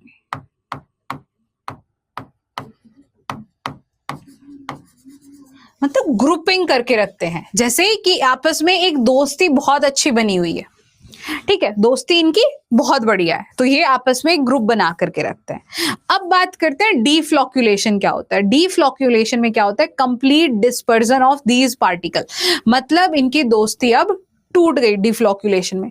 अब तुड़वाने के लिए कोई ना कोई तीसरा तो जिम्मेदार होता ही है, बाहर से कोई ना कोई आता है जिसकी वजह से ये दोस्ती टूटती है। तो बाहर से कौन आता है, like your salts, like sodium chloride. जब सोडियम क्लोराइड आता है तो सोडियम क्लोराइड क्या है, इनके स्ट्रक्चर को चेंज कर देता है, वो हम केमिकल प्रॉपर्टी में पढ़ेंगे, जिसकी वजह से क्या होता है, डीफ्लॉक्यूलेशन की इनकी जो प्रॉपर्टी है वो कंप्लीट ब्रेकडाउन हो जाती है और ये डिस्पर्स हो जाते हैं, फैल जाते हैं इधर उधर। तो यहां पर क्या होगा, ये मेरा अगर सॉइल पार्टिकल, तो सैंड कहीं होगा, क्ले कहीं होगा, सिल्ट कहीं होगा, तो यहां पे ये क्या है, फ्लॉक्यूलेशन, ग्रुपिंग टुगेदर। ये क्या है, डिस्पर्जन ऑफ पार्टिकल्स, कि सारे के सारे पार्टिकल मेरे डिस्पर्स हो गए, इधर उधर फैल गए हैं, जिनकी वजह से सॉइल के अंदर उसका स्ट्रक्चर ब्रेक डाउन हो गया है। जैसे पपड़ी लग जाती है, तो पपड़ी लगती है, तो पपड़ी पहले आपका क्या है, दीवार पर सीमेंट थी, बहुत अच्छे से थी वो वहां पर, ठीक है, सारे के सारे पार्टिकल्स आपस में ग्रुप बना करके ढंग से रह रहे थे। बट मॉइस्चर आया, मॉइस्चर के अंदर कुछ ना कुछ केमिकल्स थे, आपके मॉइस्चर है, पानी के अंदर कुछ ना कुछ सॉल्ट तो हमेशा ही रहते हैं, तो सोडियम क्लोराइड वहां प्रेजेंट था, आया, इनकी दोस्ती को तोड़वा दिया, सारे के सारे पार्टिकल्स बिखर गए, जिसके वजह से क्या हो जाता है, पपड़ी बन जाती है। अब उसमें थोड़ा सा हाथ लगाओ वो बिखर जाएगी। आया समझ में, फ्लॉक्यूलेशन एंड डीफ्लॉक्यूलेशन क्या होता है।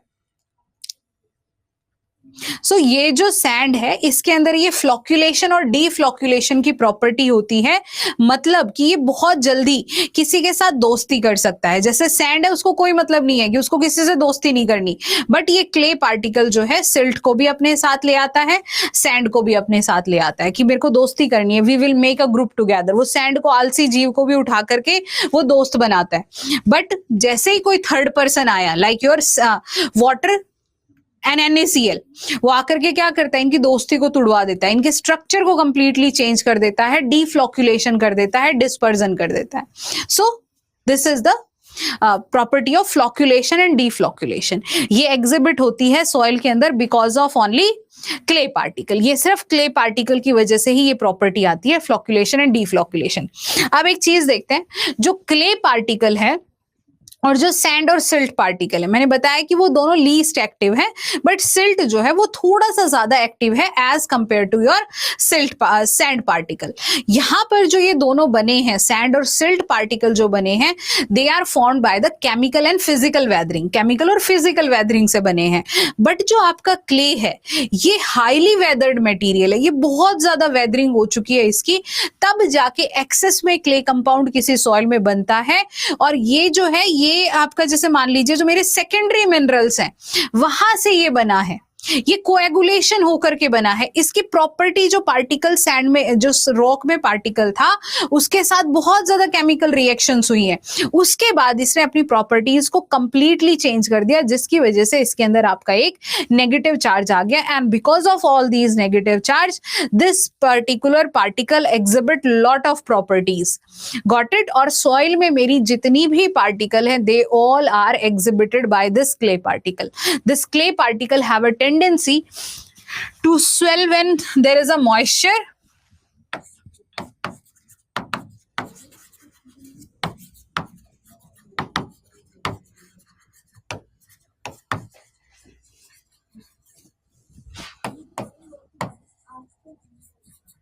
when soil is moist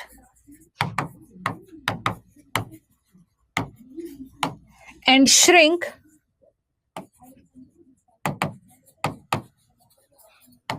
when soil is dry. जब आपकी सॉइल ड्राई हो जाएगी देन इट विल श्रिंक, ये श्रिंक हो जाए। तो this is exhibited by your clay particle. ये कौन एग्जिबिट करता है? सिर्फ और सिर्फ आपका क्ले पार्टिकल एग्जिबिट करता है। अंडरस्टूड? अब एक चीज यहां देखो, अब क्या है भाई, एक दो प्रॉपर्टी है, कंपैरिजन है, हम कर लेंगे। और ये जो है रेजिस्ट करता है, क्ले पार्टिकल रेजिस्ट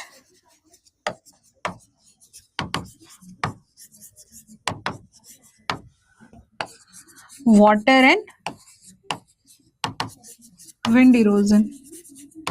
कैसे रेजिस्ट करेगा ये वाटर एंड विंड इरोजन? क्योंकि ये होल्ड करके रख लेता है पार्टिकल को, मूव ही नहीं होने देता। अब मेरे पार्टिकल मूव ही नहीं होंगे वहां से, इसे अपने पास में चिपका के रखे हुए हैं, तो मेरा इरोजन भी नहीं होगा। सो this is how this clay particle help in this property. Understood?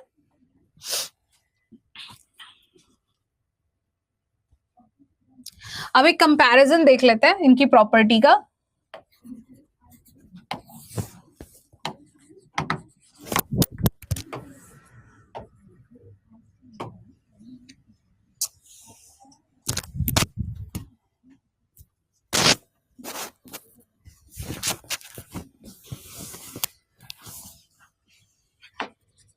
चलो अब आप लोग बताओगे मुझे, जो मैं प्रॉपर्टी यहां लिखूंगी you have to tell me कि क्या लिखना है, और be fast with your answers.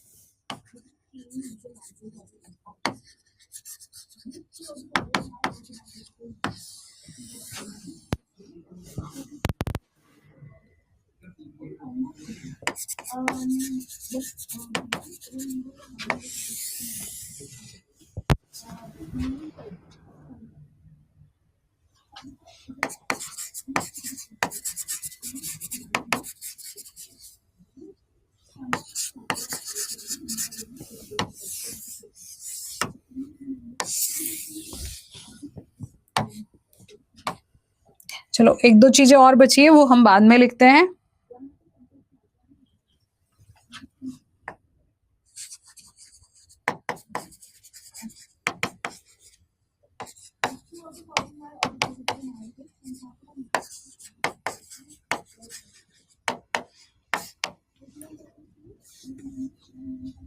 बताओ, वाटर होल्डिंग कैपेसिटी सैंड की कम होगी या ज्यादा होगी?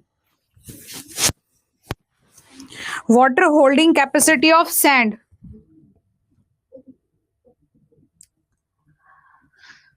Will be low. सिल्ट की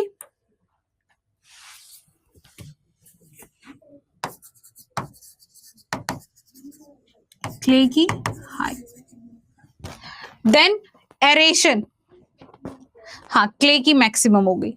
एरेशन सैंड का ज्यादा होगा, सिल्ट का होगा, क्ले का होगा, किसका होगा?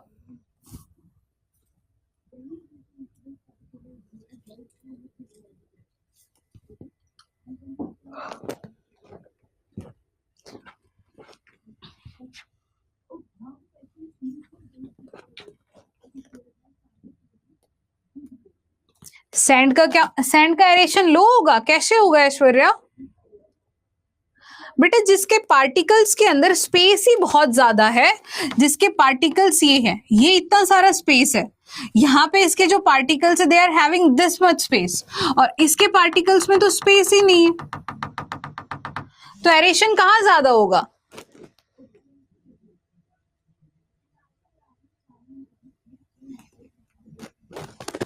एरेशन यहां पर होगा सैंड में। हाँ ये आप गुड लिख सकते हो इसको, ठीक है।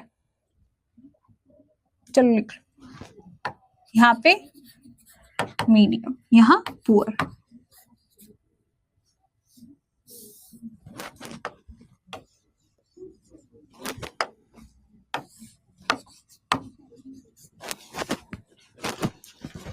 Now intra particular space, space सबसे ज्यादा किसमें होगा? यहाँ पे क्या होगा? हाई। यहाँ पे मॉडरेट होगा, यहाँ वेरी लेस।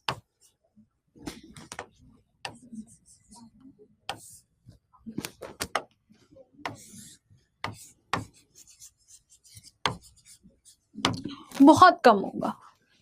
अब है suitability for tillage after rainfall, बारिश के बाद कौन ज्यादा सुटेबल है टिलेज के लिए? सैंड कर सकते हो टिलेज, क्योंकि कोई दिक्कत ही नहीं है, ना तो उसके अंदर स्टिकीनेस की प्रॉपर्टी है, ना ही वो उसको रेजिस्ट कर रहा है, सो गुड। यहां मॉडरेट। पुअर को, इसको सॉरी क्ले को कर सकते हो टिलेज आफ्टर रेनफॉल? नहीं कर सकते, क्योंकि उसके अंदर स्टिकीनेस की प्रॉपर्टी है, वो चिपक जाती है आपका मशीनरी पे, कल्टीवेशन की जो मशीनरी है उनके ऊपर वो स्टिक कर जाएगी, so it will not be easy for us to cultivate it after rainfall. ठीक है, कुछ एक दो चीजें और बची है।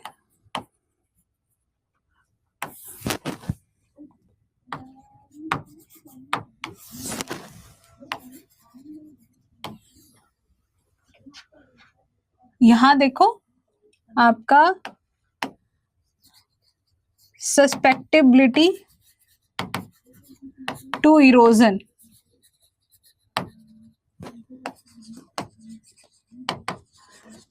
Nutrient retention, density, pore density लिख लो।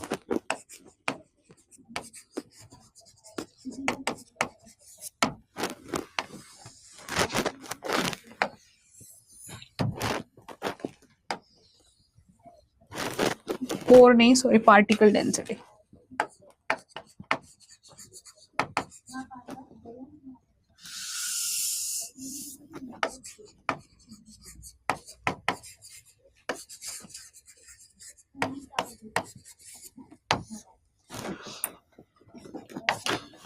बताओ, susceptibility to erosion,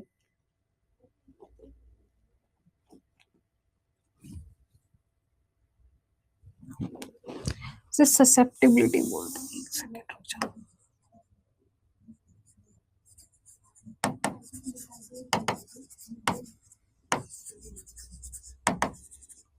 susceptibility to erosion, sand में क्या होगा? हाई होगा, क्योंकि कुछ होल्ड करने के लिए है नहीं। यहां क्या होगा?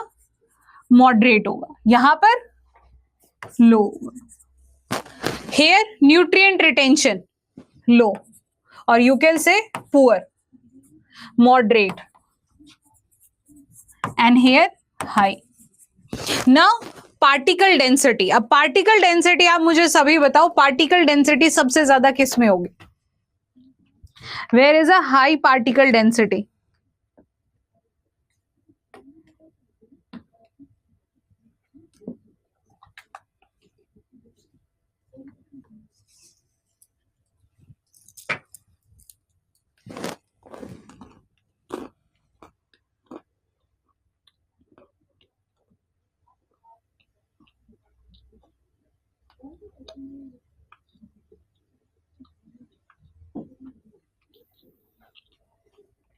दोबारा सोचना एक बारी, पार्टिकल डेंसिटी कहां पर हाई होगी?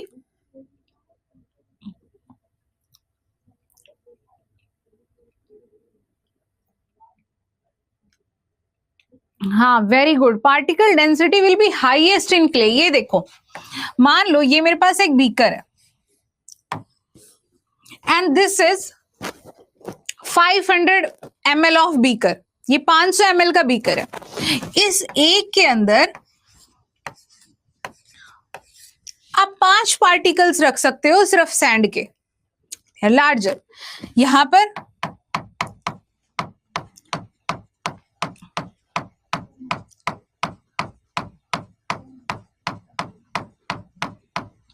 सैंड के कंपैरिजन में काफी सारे पार्टिकल्स आ गए, and here clay, millions can be there because they are very smaller in size, वो बहुत छोटे हैं साइज में।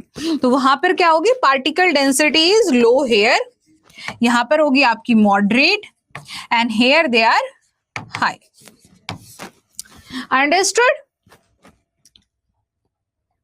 ठीक है, तो ये था हमारा सॉइल टेक्सचर। अब इसमें एक बचा है टेक्सचरल क्लास, और how do these texture, soil texture impact the different properties of the soil, वो कैसे इंपैक्ट करेगा। So can we take 5 minute break? हम 5 मिनट का ब्रेक ले लें। ज्यादा नहीं लेंगे क्योंकि 3:10 तक हम आज आपकी क्लास खत्म कर देंगे, ठीक है। हेलो एवरीवन,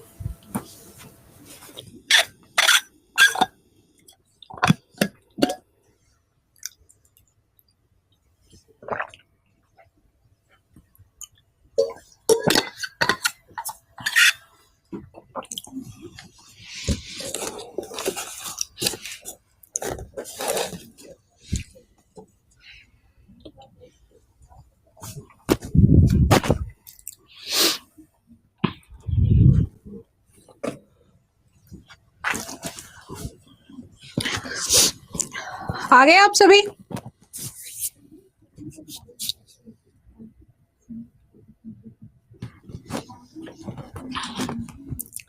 सो यहां तक सबको क्लियर हो गया कि सॉइल की जो आपकी प्रॉपर्टीज हैं उसमें सॉइल टेक्सचर आपका क्या होता है, किन पार्टिकल से बना हुआ है, इन पार्टिकल्स की प्रॉपर्टी क्या होती है। सो यू कैन इजीली कर सकते हैं ना आप यहां से, ठीक है। चलो अब क्या है, अब जो हमारा नेक्स्ट है वो है आपका टेक्सचरल क्लास ऑफ सॉइल, कि भाई मेरे सॉइल में कौन सी चीज कितनी परसेंटेज में प्रेजेंट होगी, उसके बेसिस पर मैं डिसाइड करूं कि मेरी सॉइल क्या है। अगर आप सभी के पास अभी वो बुक है अवेलेबल, तो आप अपनी बुक के अंदर एक पेज नंबर निकालिए, दैट इज 155, पेज नंबर 155। वहां पर एक टेक्सचरल क्लास का आपके पास डायग्राम अवेलेबल होगा। आई विल शो यू, या चलो रुको मैं आपको दिखा देती हूं।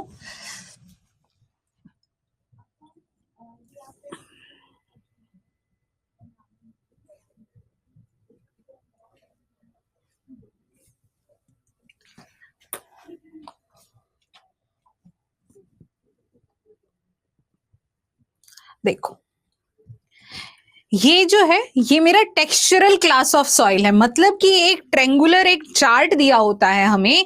इस चार्ट के बेसिस पर हम बताते हैं कि मेरी सॉइल में किस चीज की कितनी कंपोजिशन है, या फिर वो कितना प्रेजेंट है, या मेरी सॉइल को मैं वहां पर कौन से टाइप की सॉइल वहां कहूंगी मैं, ठीक है। तो अगर आप अपनी बुक के अंदर ये चार्ट देखेंगे, ये टेक्सचरल क्लास ऑफ सॉइल, तो यहां देखो, अब इस रीजन में देखो, जस्ट अ सेकेंड, देखो ये जो है, अगर यहां मेरी सॉइल है, इधर की तरफ ये जो मेरा ट्रायंगल होता है, हेयर क्ले इज प्रेजेंट, कि क्ले की कितनी परसेंटेज है यहां पर जो ये शो करता है, that means it is talking about silt, ठीक है। और जो इसका बेस होता है वो हमें बताता है सैंड की कितनी परसेंटेज है। ये दिख रहा है ना सभी को?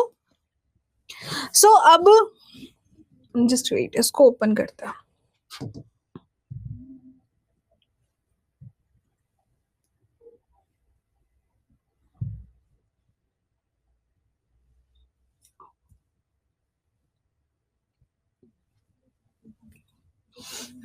ये जो है आपका किसने दिया था? ये यूएसडीए ने बनाया था, यूएस डिपार्टमेंट ऑफ एग्रीकल्चर जो है उन्होंने ये बनाया था। उन्होंने कहा था कि किस हिसाब से हम डिसाइड कर सकते हैं कि मेरी कौन सी टाइप ऑफ सॉइल होगी।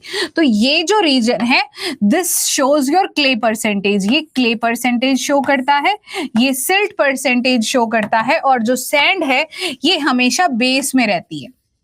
अब देखो, अगर मैं इस रीजन की बात करूं तो यहां पर क्या है, 60 to 40% क्ले है, ठीक है।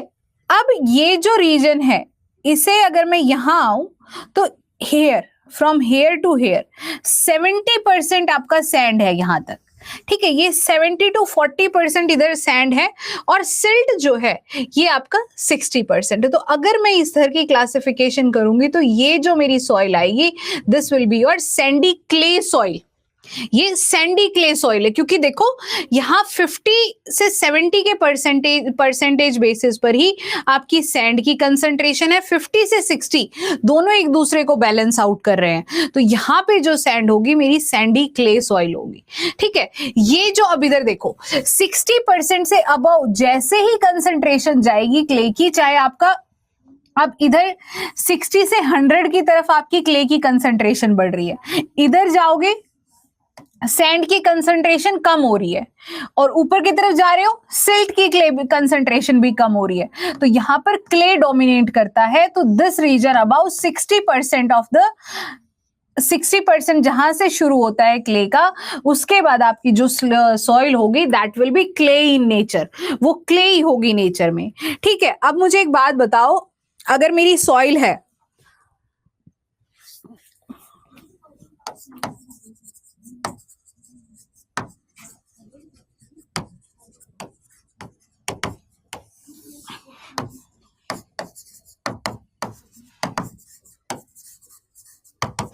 it will decide the texture of soil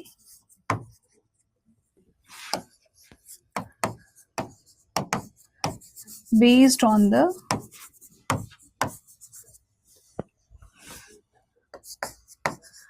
presence of different proportion of sand, silt and clay particle।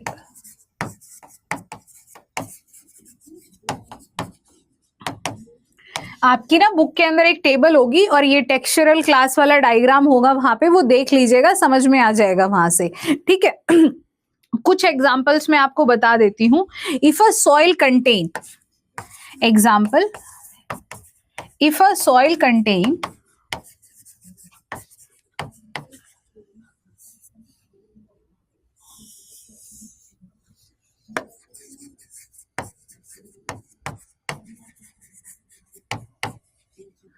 More than 80% of silt, silt हमेशा डोमिनेट करेगा जब 80% से ज्यादा होगा, 80% of silt, then the soil is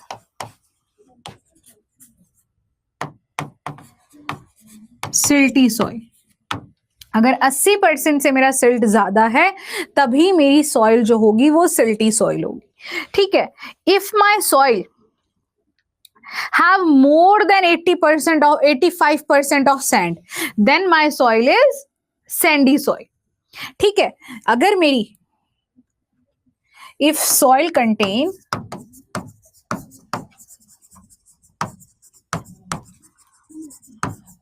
more than 85% of sand,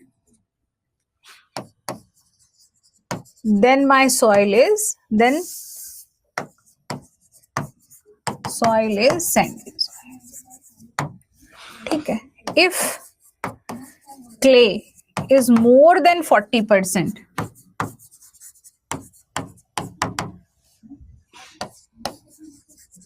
then the soil is of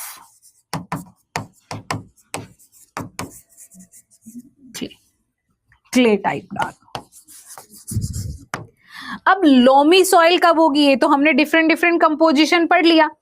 if all the three portion are in sizeable proportion, मतलब तीनों के तीनों एक ऐसे प्रोपोर्शन में प्रेजेंट है कि एक दूसरे को बैलेंस आउट कर रहे हैं, देन आई विल से कि मेरी जो सॉइल होगी it will be loamy in nature. वो कैसी होगी, लोमी होगी नेचर में। If all the three particles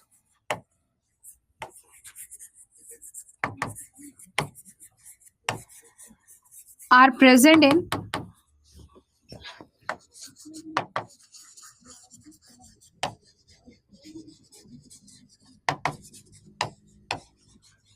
then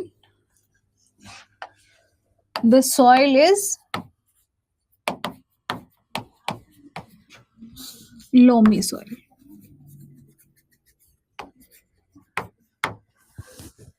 बताओ भाई, समझ में आया?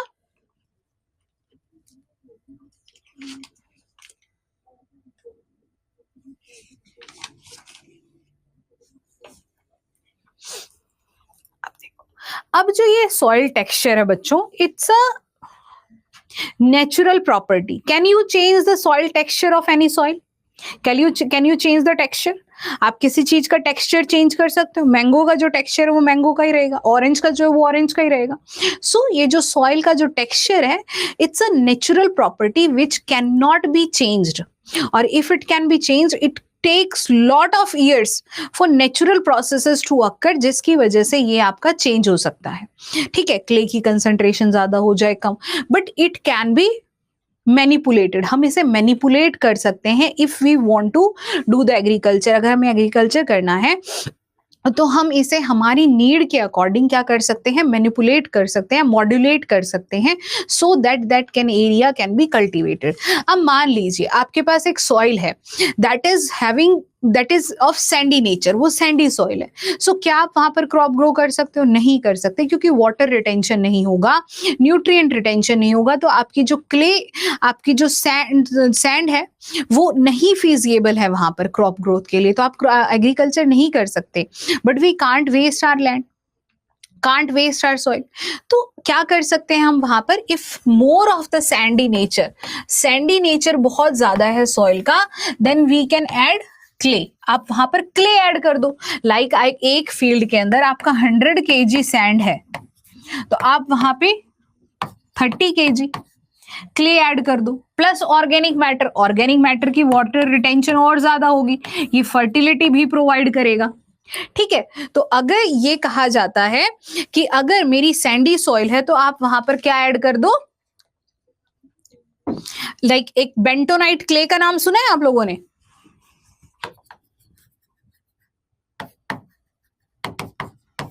ठीक है, बेंटोनाइट क्ले या नेचुरल क्ले आप ऐड कर दो, तो सॉइल का जो टेक्सचर है, सॉइल का टेक्सचर एक्चुअली नेचुरली नहीं चेंज होता है, बट क्ले की कंसंट्रेशन जो है वहां पर इंक्रीज हो जाती है, तो वहां पे आपका न्यूट्रिएंट रिटेंशन होने लग जाएगा, वाटर रिटेंशन होने लग जाएगा। और ये क्या है, जो बेंटोनाइट क्ले है इसकी वाटर होल्डिंग कैपेसिटी काफी ज्यादा अच्छी होती है, जिसकी वजह से ये फेवर करेगा आपकी प्लांट्स की ग्रोथ को।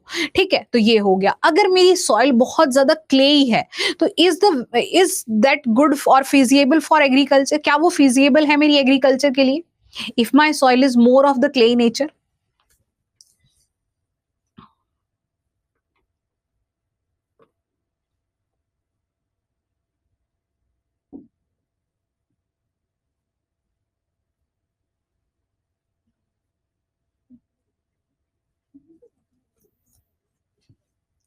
नहीं होगा।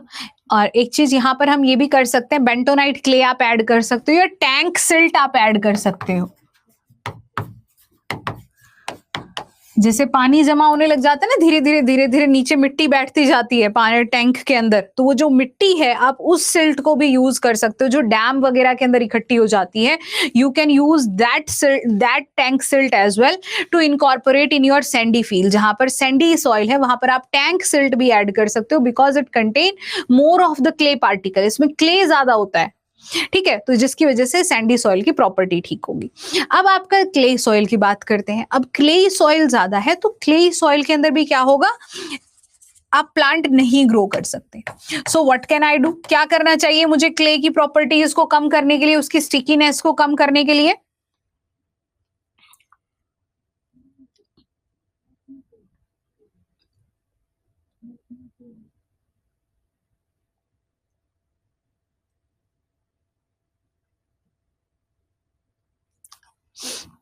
हाँ, एड सैंड।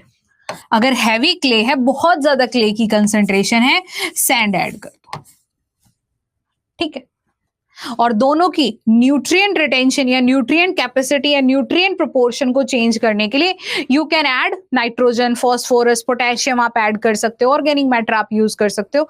तो जो मेरा टेक्सचर है, it's one of the deciding factor how my plants will grow.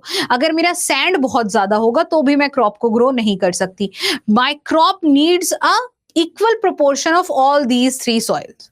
इन तीनों पार्टिकल्स का एक सीजेबल पोर्शन होना, प्रोपोर्शन होना बहुत जरूरी है।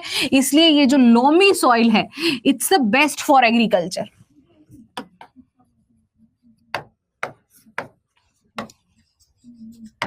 ठीक है, क्यों? क्योंकि इसके अंदर तीनों ही एक इक्वल प्रोपोर्शन में प्रेजेंट है, जो एक दूसरे को डोमिनेट नहीं करते हैं। ना वहां सैंड बहुत ज्यादा है, ना वहां पर क्ले बहुत ज्यादा है। सो ये एक इक्वल प्रोपोर्शन में है, जिसकी वजह से अगर मान लो न्यूट्रिएंट रिटेंशन बहुत ज्यादा है, क्ले दे देगा। वाटर स्टेग्नेशन की प्रॉब्लम नहीं होगी, क्योंकि सैंड वहां ऑलरेडी प्रेजेंट है आपका। ठीक है, आपका स्पेसिंग बहुत सही होगी, एरेशन बहुत होगा, क्योंकि क्ले और सैंड इक्वल प्रोपोर्शंस में वहां प्रेजेंट है, साथ में सिल्ट्स भी है। तो यहाँ जो ये लोमी सॉइल है, ये बेस्ट सॉइल है मेरी एग्रीकल्चर के लिए या क्रॉप ग्रोथ के लिए। But still I am having lot of other type of soil as well. Sandy हो गया, मेरे पास क्ले हो गया, तो इनके टेक्सचर क्लास को मैं चेंज कर सकती हूँ बाय मैनिपुलेटिंग और modulating something like Sandy soil है, बेंटोनाइट क्ले ऐड कर दो, टैंक सिल्ट ऐड कर दो, जिसकी वजह से उसमें क्ले की कंसंट्रेशन बढ़ेगी, आपका वाटर रिटेंशन होने लग जाएगा, न्यूट्रिएंट रिटेंशन होने लग जाएगा। क्ले सॉइल बहुत ज्यादा है, सैंड ऐड कर दो ताकि टेक्सचर थोड़ा इंप्रूव हो and the sand can offer good aeration, good spacing और उसको वाटर रिटेंशन को वो रोक सके। So you can do these type of manipulations there. अब बात करते हैं impact of soil texture. Soil texture का क्या इम्पैक्ट होगा, ठीक है, या व्हाट इज द इन्फ्लुएंस।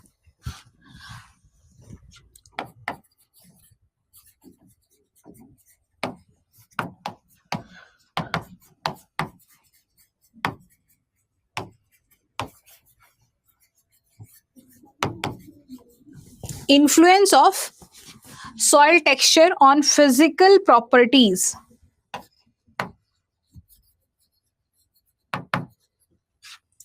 क्या इन्फ्लुएंस होगा बच्चों, बताओ। चलो ये मैंने समझा दिया है वैसे तो। It will decide the water holding capacity of the soil.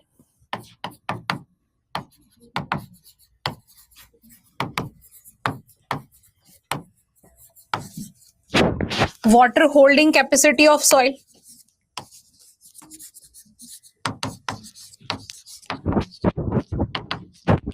है ना, अगर क्या होगा, क्ले होगा तो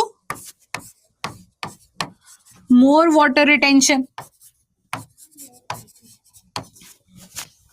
सैंड होगा तो लेस होगा, वाटर रिटेंशन को WR लिख रही हूं मैं, ठीक है।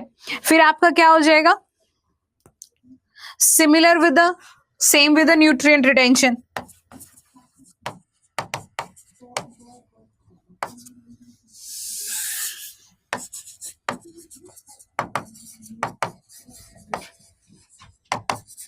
ठीक है, it will effect the nutrient retention as well. जो आपका क्ले सॉइल होगा उसके अंदर न्यूट्रिएंट रिटेंशन ज्यादा होगा as compare to sandy soil, और सिल्ट के अंदर ये आपका मॉडरेट होगा। स्ट्रेंथ अब बताओ किस में होगी। And one more thing, nutrient fixation as well. जो क्ले सॉइल होगी उसमें न्यूट्रिएंट फिक्सेशन ज्यादा होगी। न्यूट्रिएंट रिटेंशन, न्यूट्रिएंट फिक्सेशन, अपनी बॉडी के अंदर न्यूट्रिएंट्स को फिक्स कर लेंगे, जाने ही नहीं देंगे। तो अब आपका क्ले है, मान लीजिए, वाटर रिटेंशन बहुत ज्यादा है, माइक्रोबियल ग्रोथ बहुत होगी, उनको अपनी बॉडी के लिए न्यूट्रिशन चाहिए। ठीक है, न्यूट्रिशन चाहिए, कहां से लेंगे, प्लांट के अंदर जो सॉइल के अंदर नेचुरली नाइट्रोजन वगैरह प्रेजेंट है उसे लेंगे। तो ये जो आपके माइक्रो ऑर्गेनिज्म है वो भी क्या कर लेंगे, आपका उसे अपनी बॉडी में कैप्चर कर लेंगे न्यूट्रिएंट्स को। और चलो माइक्रो ऑर्गेनिज्म की बात को छोड़ते हैं, न्यूट्रिएंट फिक्सेशन के अंदर हम केमिकल रिएक्शंस को देखते हैं, माइक्रो ऑर्गेनिज्म वाला बायोलॉजिकल प्रॉपर्टी में देख लेंगे। न्यूट्रिएंट फिक्सेशन, अब जैसे मैंने आपको फॉस्फोरस का बताया था कि फॉस्फोरस बहुत ज्यादा अवेलेबल नहीं होता है because it will react with other chemical और वो फिक्स हो जाता है, अवेलेबल नहीं होता। वो ऐसे कंपाउंड्स बना लेता है सॉइल में कि प्लांट की जो रूट्स है उसे एब्जॉर्ब ही नहीं कर पाती।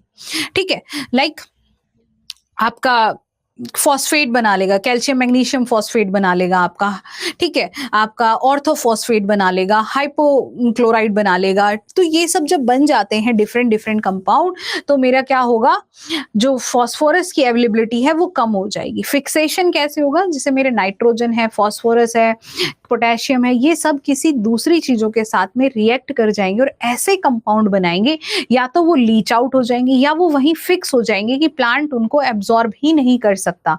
सो उससे न्यूट्रिएंट अवेलेबिलिटी घटेगी। अब मुझे ये बताओ, ये न्यूट्रिएंट फिक्सेशन सॉइल में, सैंडी सॉइल में ज्यादा होगी या क्ले सॉइल में ज्यादा होगी,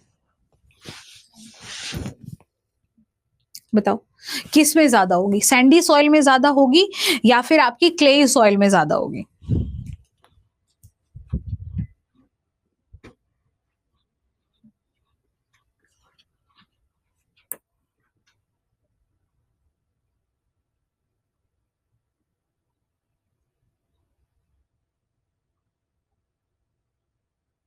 ना, क्ले सॉइल में ज्यादा होगी क्योंकि आपका वहीं पर केमिकल रिएक्शन ज्यादा हो रही है, मोर इन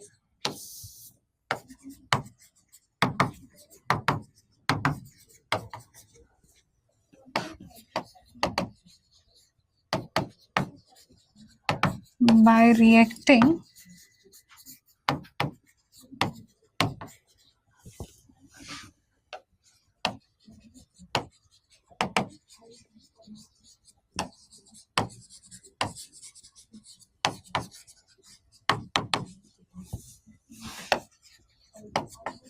due to which they are not available to the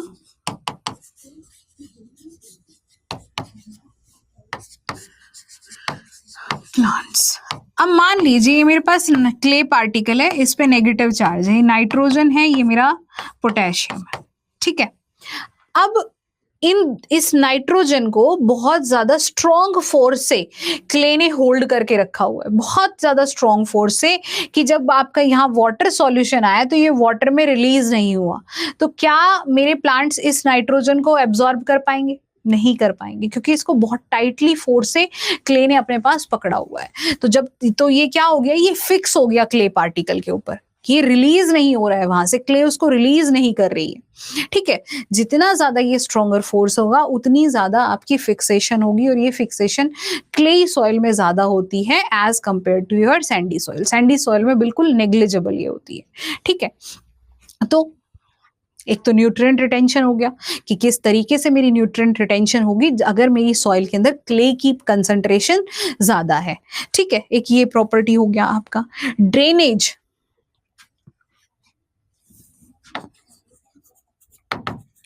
किसमें ज्यादा होगा ड्रेनेज बच्चों? मतलब अगर पानी है वो कितनी जल्दी कौन सी सॉइल से रिमूव हो जाएगा। So drainage will be lower, low in soil having high concentration of clay.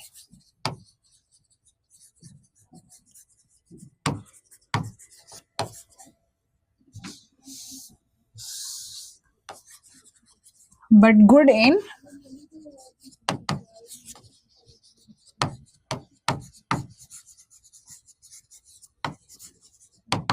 sandy soil. But ये अच्छा खासा है किसमें? सैंडी सॉइल के अंदर, ठीक है। हाँ, ये हो गया आपका ड्रेनेज हो गया। अब है इसके बाद आपका आता है एक स्ट्रेंथ।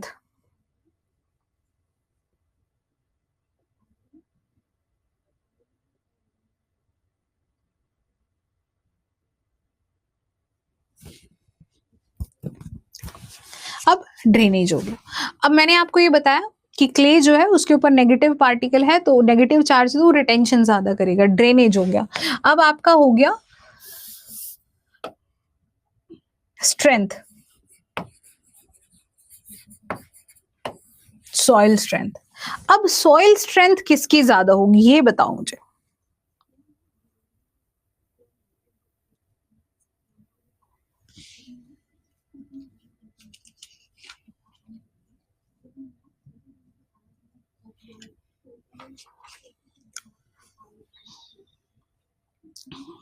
स्ट्रेंथ क्ले की ज्यादा होगी।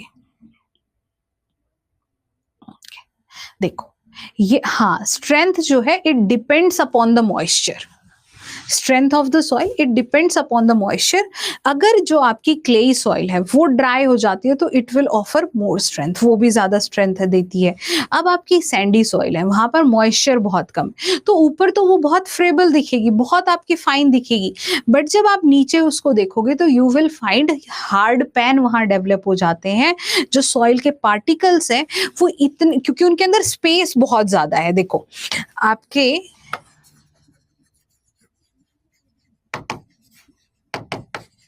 ये दोनों एक दूसरे से रिलेट करती हैं। अब ये जो सैंडी सॉइल है इनके बीच के अंदर पार्टिकल साइज बहुत, स्पेस बहुत ज्यादा। Can I compress that? मैं इसे कंप्रेस कर सकती हूँ, मैं इसे काफी ज्यादा कंप्रेस कर सकती हूँ। तो इसमें कंप्रेसिबिलिटी काफी है क्योंकि स्पेसिंग बहुत ज्यादा है। कंप्रेसिबिलिटी ज्यादा होने की वजह से क्या होता है, जो लोअर लेयर होती है सैंड की, वहां पे आपके हार्ड पैन डेवलप हो जाते हैं। जैसे मैंने दिखाया था ना आपको, लेटराइट सॉइल के अंदर बिल्कुल रॉक जैसा स्ट्रक्चर बना हुआ होता है, वो होता है हार्ड पैन। तो अगर ये हार्ड पैन डेवलप हो जाए तो ये भी आपका ज्यादा स्ट्रेंथ ऑफर करते हैं। और स्ट्रेंथ जो है वो डिपेंड करता है आपका मॉइस्चर पे। जितना ज्यादा ड्राइनेस बढ़ेगी उतनी ज्यादा स्ट्रेंथ इंक्रीज होगी और उतना ही आपका कंप्रेसिबिलिटी होगी। अंडरस्टूड? अब जो मेरी सैंडी सॉइल है उसके अंदर ना न्यूट्रिएंट रिटेंशन है ना वाटर रिटेंशन है, ड्रेनेज बहुत ज्यादा है, स्ट्रेंथ बहुत ज्यादा है, कल्टीवेशन के लिए फिजिबल नहीं है। बट जो मेरी इंटरमीडिएट लेवल की जो सॉइल्स होती हैं,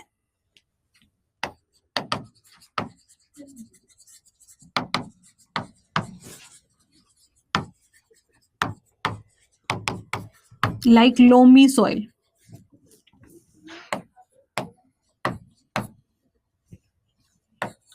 Sandy loam,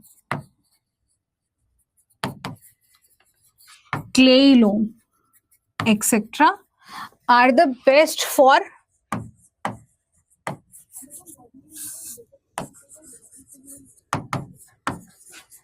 agriculture because they offer moderate, because they offer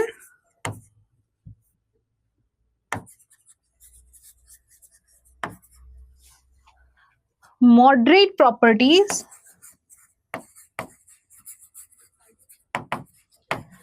like nutrient and water retention.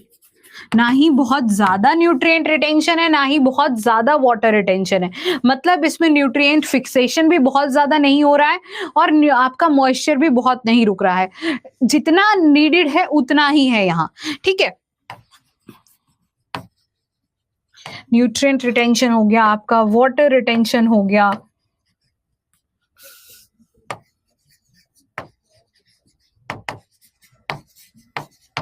ठीक है, सो ये these are the best for your agriculture, best है एग्रीकल्चर के लिए।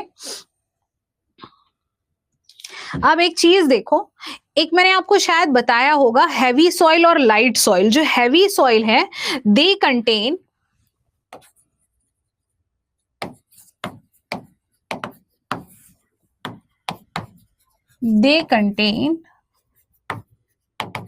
हाई कंसेंट्रेशन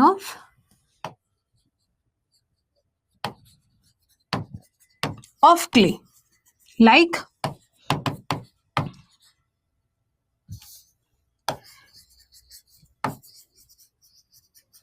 clay loam हो गया आपका,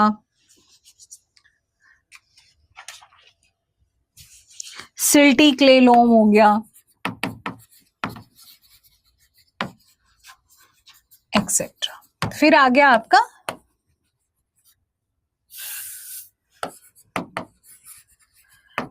हैवी, ये कई बार आपको दिखेगा यहाँ पे heavy textured soil, light textured soil. तो ये लाइट टेक्सचर्ड सॉइल कौन सी होंगी? Less concentration of clay.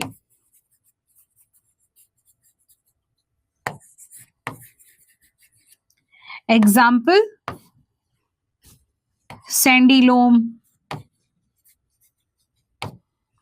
ठीक है, सो ये हो गया आपका लाइट टेक्सचर्ड सॉइल, जो कम, और आपके जितने भी सिल्ट्स हैं, सिल्टी लोम, ये सब क्या होगी? आपकी लाइट टेक्सचर्ड सॉइल होगी। अब ये चीज देखिए,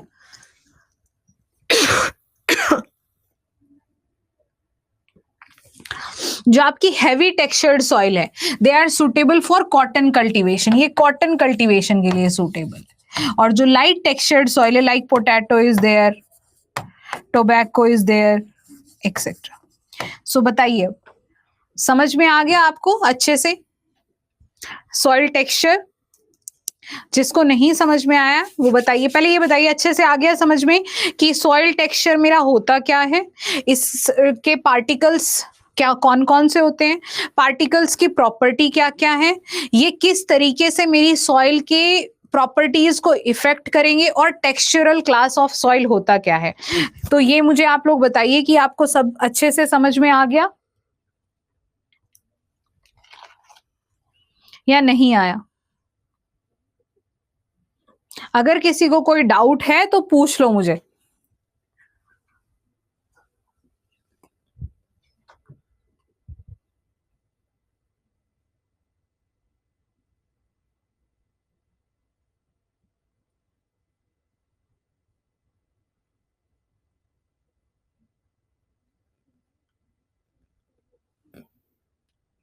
अंडरस्टूड?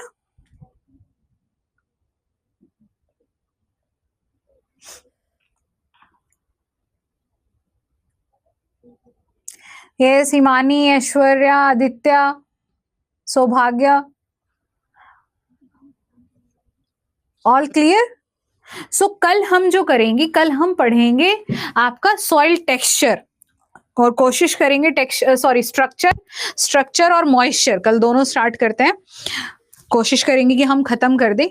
अब जो सॉइल टेक्सचर है उसमें हम क्या पढ़ेंगे, यहाँ पे हमने पढ़ लिया कि आपका जो पार्टिकल्स है कौन कौन से होते हैं। स्ट्रक्चर में हम पढ़ेंगे वो डिफरेंट टाइप की सॉइल में अरेंज कैसे हैं, कैसे उनका अरेंजमेंट है और वो किस तरीके से मेरी सॉइल की प्रॉपर्टी को अफेक्ट करते हैं। तो किसी को कोई डाउट है या एंड कर दूं मैं ये सेशन? बताइए भाई, कोई डाउट है?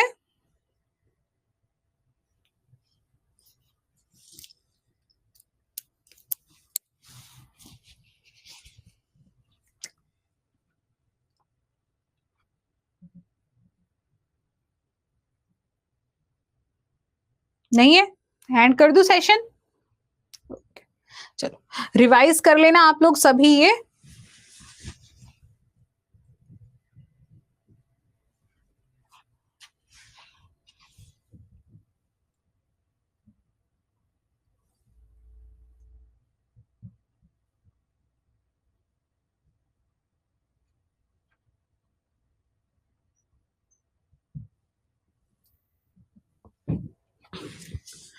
Thank you so much, have a nice day, bye bye, take care. अभी मैं एंड कर रही हूँ ये सेशन।